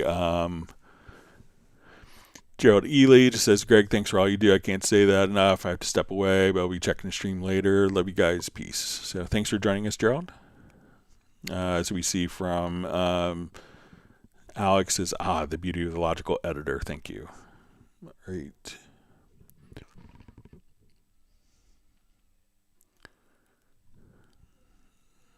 All right, so Michael Teams is saying, Rick is correct. We do this our way, even though we work in the same general manner. And that's one of the things I think that's really great about Cubase is it doesn't predefine your workflow. And I see other people like I've been in a room with Teddy Riley. He's like, oh, you did this track in this software. You did this track in this software, because everyone uses the same preset. Everyone uses the same technique. And he's able to get kind of a unique sound using Cubase for itself. So.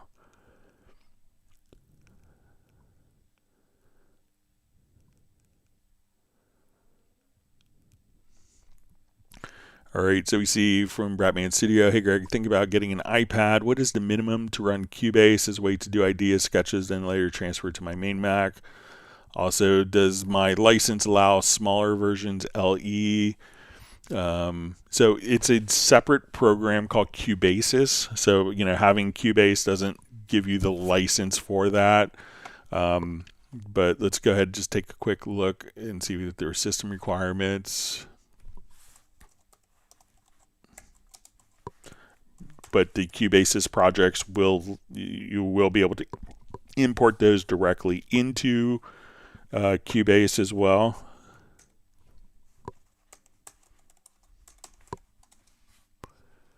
But if you're looking for like a portable, so let's see if we go over here. Let's see if it's.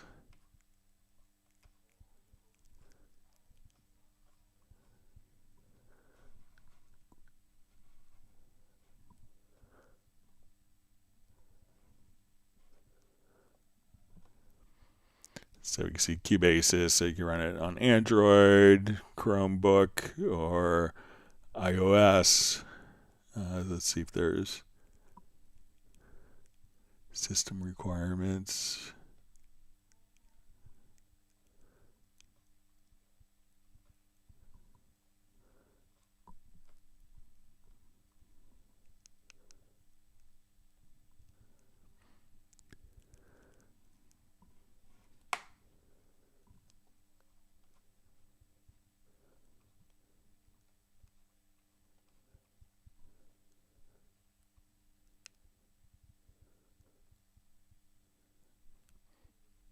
Let's just see if I.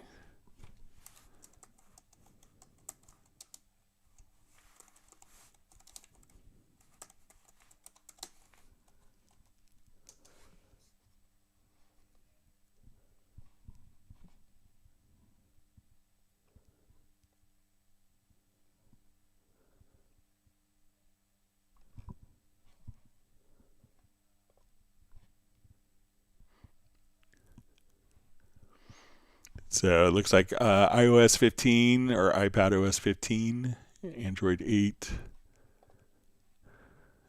So here's kind of the system requirements for that. So I'll leave that up for a minute if you want to read it, Rick. I'll look for the next question.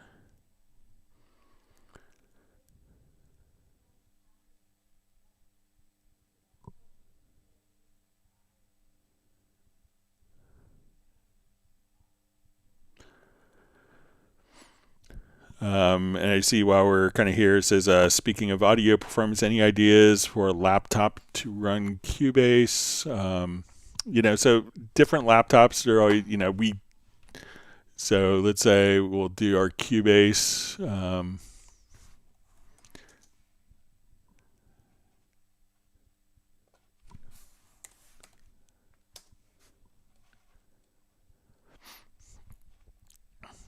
So I haven't tried a Windows laptop in a little bit. I have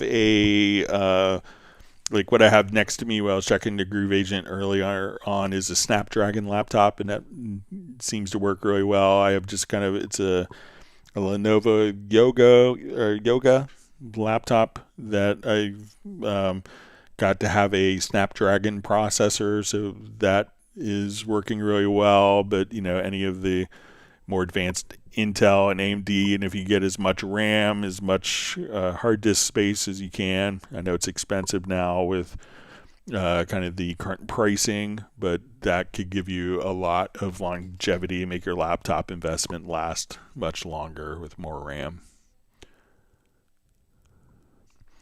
All right, so we had a question from Soul Sound Official. Says, can you show why when using sidechain on multiple folder group channels or otherwise, why it can't use sidechain for more than one of the same track? Okay, so let me just create a couple of, just a new project here.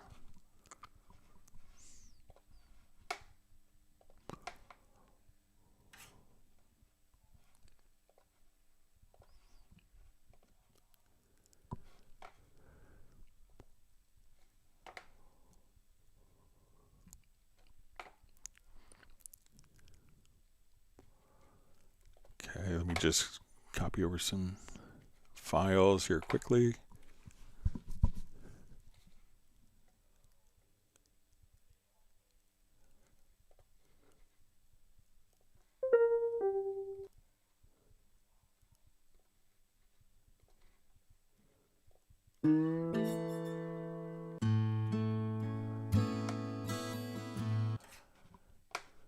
Okay, so let's take this and I'll create a folder group channel with that. I'll make a couple of folder group channels. So let's call this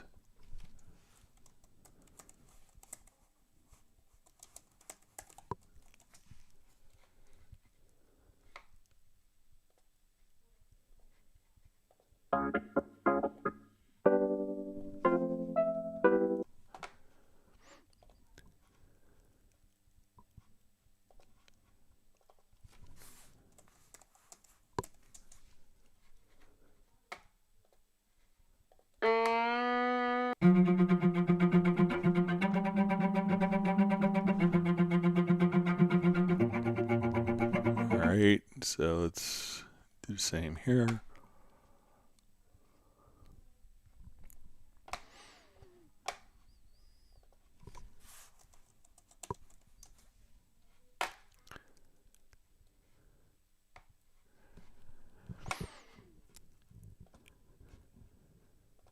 Okay, so let's say we have, alright, then let's get something for sidechain.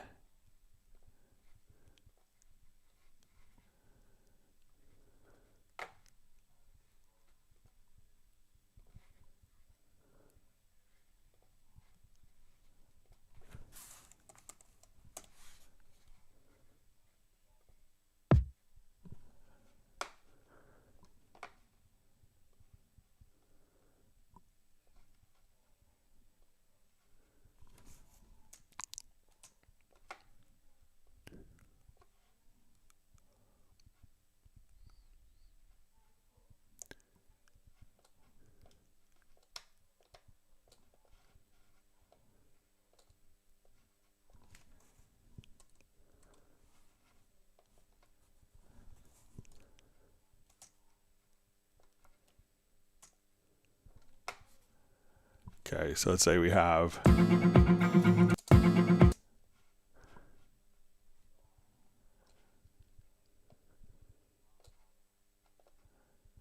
alright, so I want to sidechain from these kicks.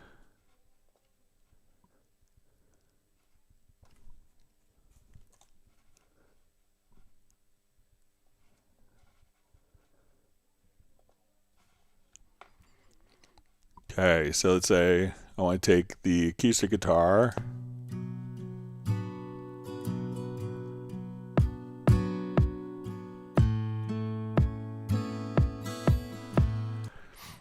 Okay, so let's come over and we're going to put on a folder track, let's go ahead and put a compressor on it.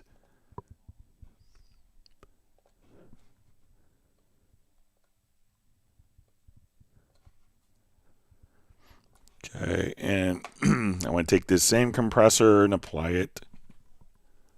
Clear my throat. Take the same compressor and let's apply it to our other folder tracks.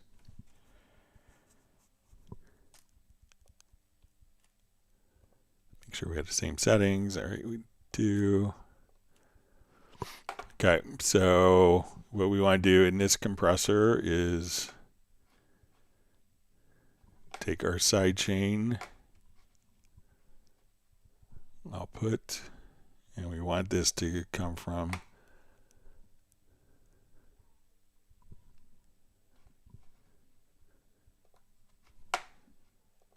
let me just remove this track.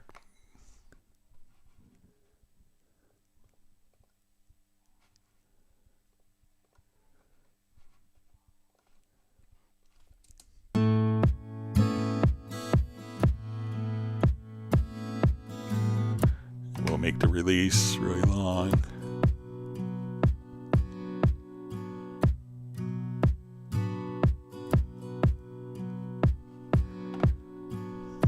All right, so let's come over here. Let's do the same. I think we should be able to use the same sidechain source.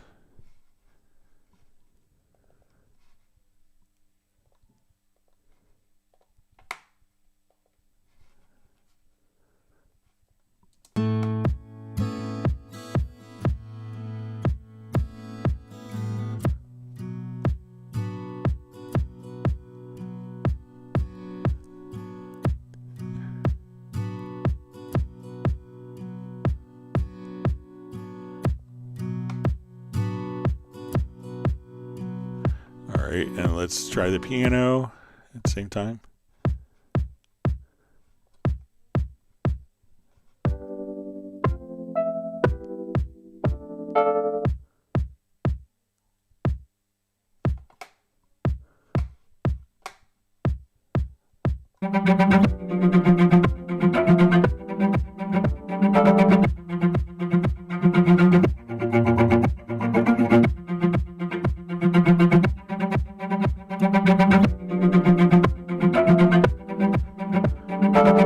So that looks like it's sidechaining all three sources.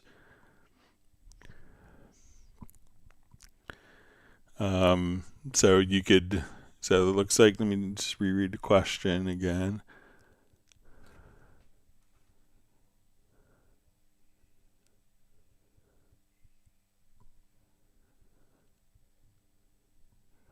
So why, when using sidechain on multiple folder group channels, or why you can't use a sidechain for more than one for the same track? You know, so let me know if you have like different sources, like different acoustic guitars. But if, you know, if I have different guitars, if I have like two guitars going into this track, I would think that both of them would get routed, since we're doing the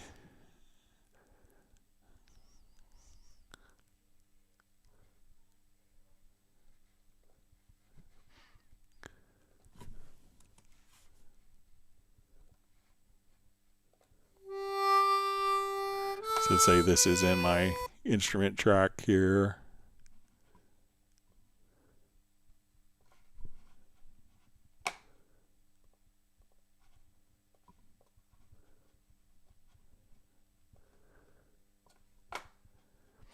So I think both of those would be.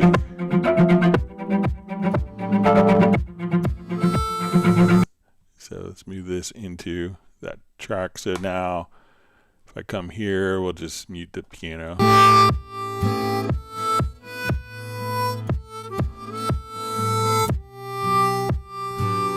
So it looks like multiple sources in the group, and we're using sidechain to multiple folder with group channels. So let me know if I'm doing something differently.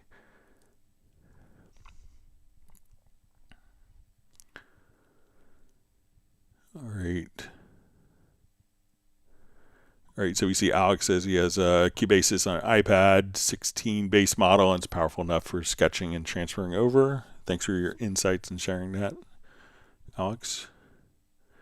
All right, so we see Guitar Drops. It says, thank you so much. It says that's really helpful and amazing.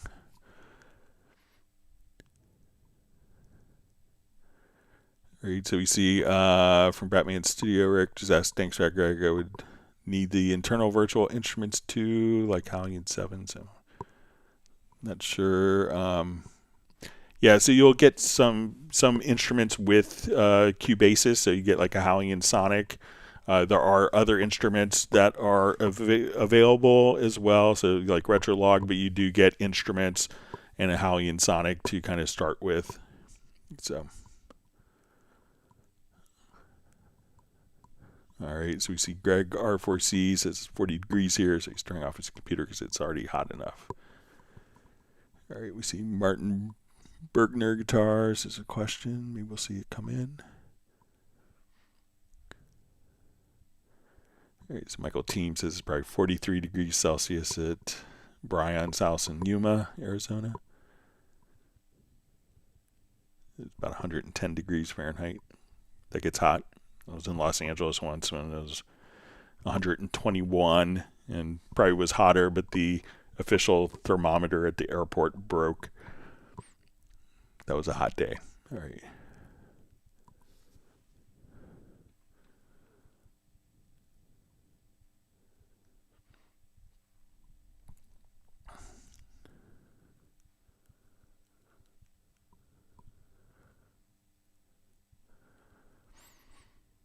All right, so we see from Jazzy Lamel, it says, any tips on how to use live stream index for searching how-tos like the manual? Happy Father's Day. Thanks. Had a great Father's Day. So let's go to Cubase index. So we'll come over here. And if people want, I have like a Word document of all of the index stuff that I'm happy to pass on. I'll send it over to Jazz Dude so he can post it, the latest one, on the Cubase Nation Discord. But let's come over here and go to cubaseindex.com.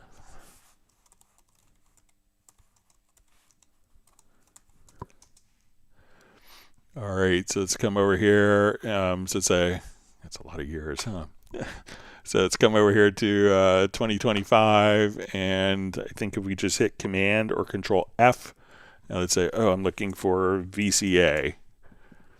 How to apply VCA fader to selected tracks, and then it will just take you directly to that, and then you could just jump right back into that live stream. So once you kind of come over here, you can pick a year, just hit Command or Control F and just do a search. So let's say when we do our VCA search, we could just kind of, again, come over here. So let's say VCA. And then, so let's say, okay, let's search 2025. And again, Control Command F. VCA.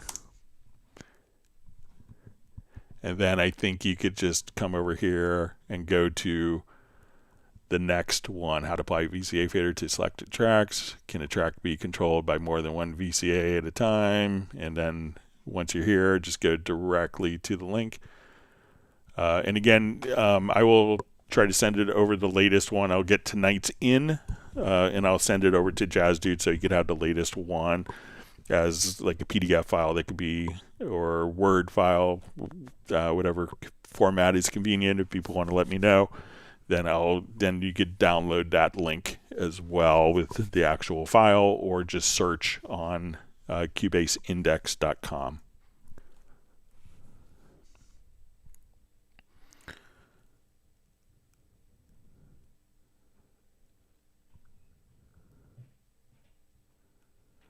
All right, so we see Soul Sound Official question, Cubase using monitor mode and effects. Can you show how to use the monitor delay to match Cubase latency reading for just monitoring?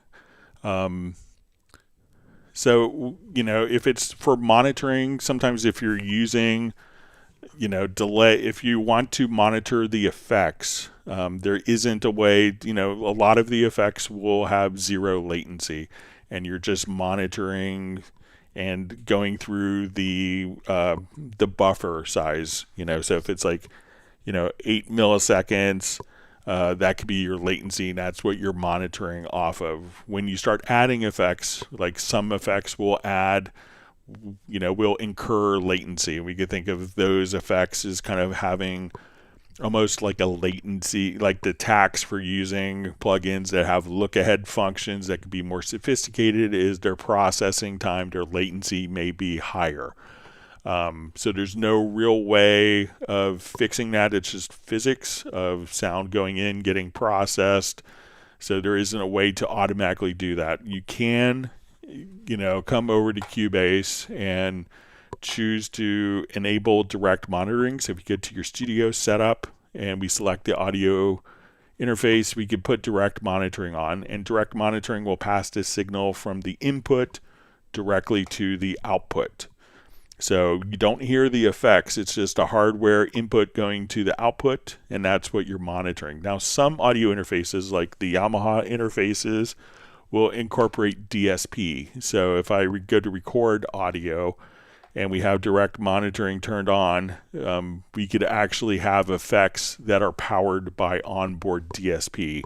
So I would say the majority of audio interfaces won't have onboard DSP for effects. Probably if you have like a UAD Apollo, those will have DSP effects. It actually kind of started, with Yamaha and Steinberg with the MR816, or going back directly to, Yamaha CBX D5 in 1994, or getting into Yamaha DSP factory. So Steinberg and Yamaha have been kind of pioneers in that.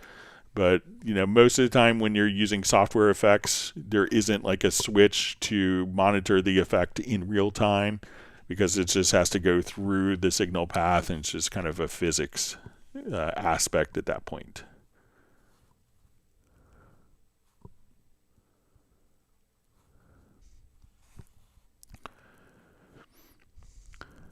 All right, so we see from Martin Bergner guitar, is there a way to use the double halftime function of the logical editor with relative time scaling based on the first selected MIDI note instead of the entire event? Would love to improve my MIDI editing workflow, but it's really hard in Cubase. All right, so let's come over here and say, we just add a MIDI track. Let's do this quickly here.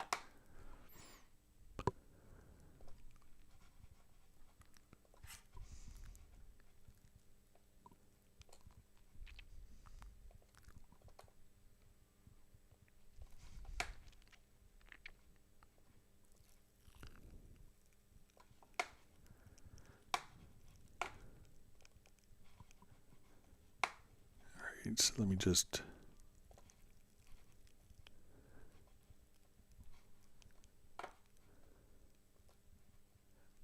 put in some notes here quickly.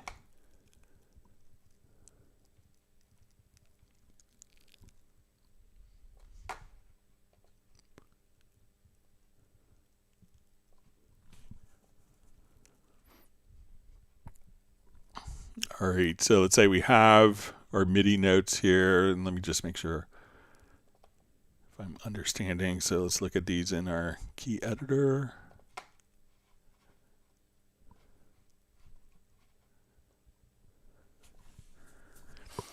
Okay,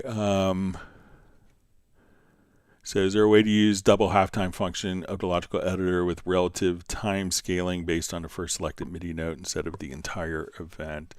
So let's say if I come here, let's say I select measures 3 through 5. I'm going to select those particular events. Let's come over to the logical editor. And I think we'll just see like double time.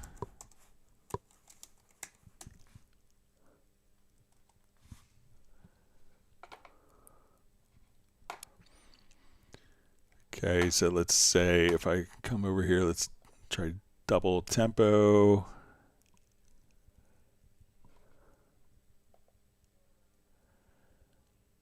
All right, so we do that. Those notes have been kind of shifted over.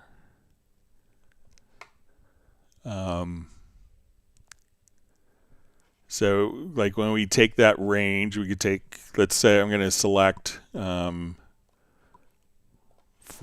we'll select like 4 bars of data here. So let's say 5 through 8. All right, so let's say if I come here, so now those will fit into half the amount of time.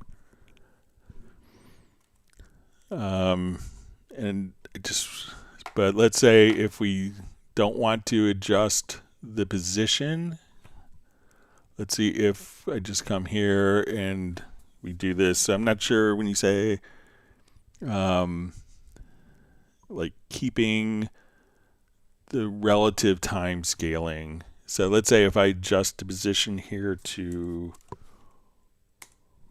1, let's see if we keep So that way we could like half the length of the notes. So if we come here, we could say, okay, now the notes are half the length. So I'm not sure, I may be able to do what you want to do in the logical editor, but if it's possible, Michael, or Martin, sorry, could you send like a screenshot of like a before and after of what you want to do to me at clubcubase@steinberg.de, and I'd be happy to see if I could get it figured out and what you expect from the relative time scaling. All right. Let me just read through a couple comments. We're going to wrap up here soon. It says, if you could fix this for me, I will go crazy. So yeah, just send like I want my MIDI, this is what it looks at. I want it to look like this instead. And I'd be happy to see if I could get it figured out for you.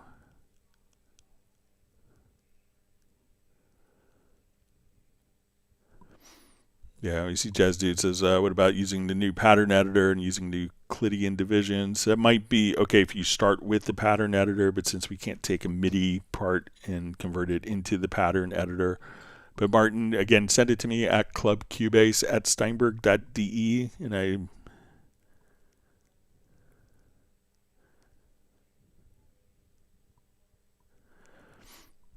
So we see Martin Bergner Guitar says, you did it right, now they shall move. Yes, I sent a support request for that already. So let me know if that is kind of what you were expecting, but just if not, just let me know at clubcubase@steinberg.de.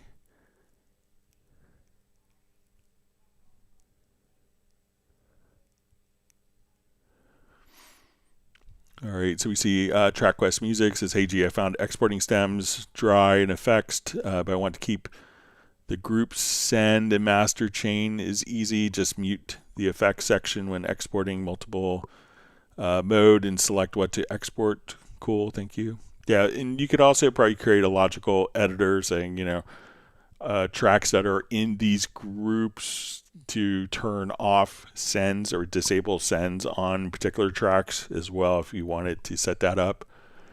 All right, so I think we're right at time. I know we got started a little bit late. Sorry if there's like little audio hiccups with the audio coming from the computer. I'll check that out. Apologize, that could be annoying. But again, we'll be back on Friday starting at 1 p.m. U.S. Eastern Time. So everyone, please stay safe and healthy. Thanks for all the great questions. If you've learned something new, make sure you hit the like button. And make sure you subscribe to the channel, and we'll see everyone back on Friday. Everyone, please stay safe, healthy, and if you have questions or want clarifications, please email me at clubcubase@steinberg.de. Thank you very much, and we'll talk to you soon.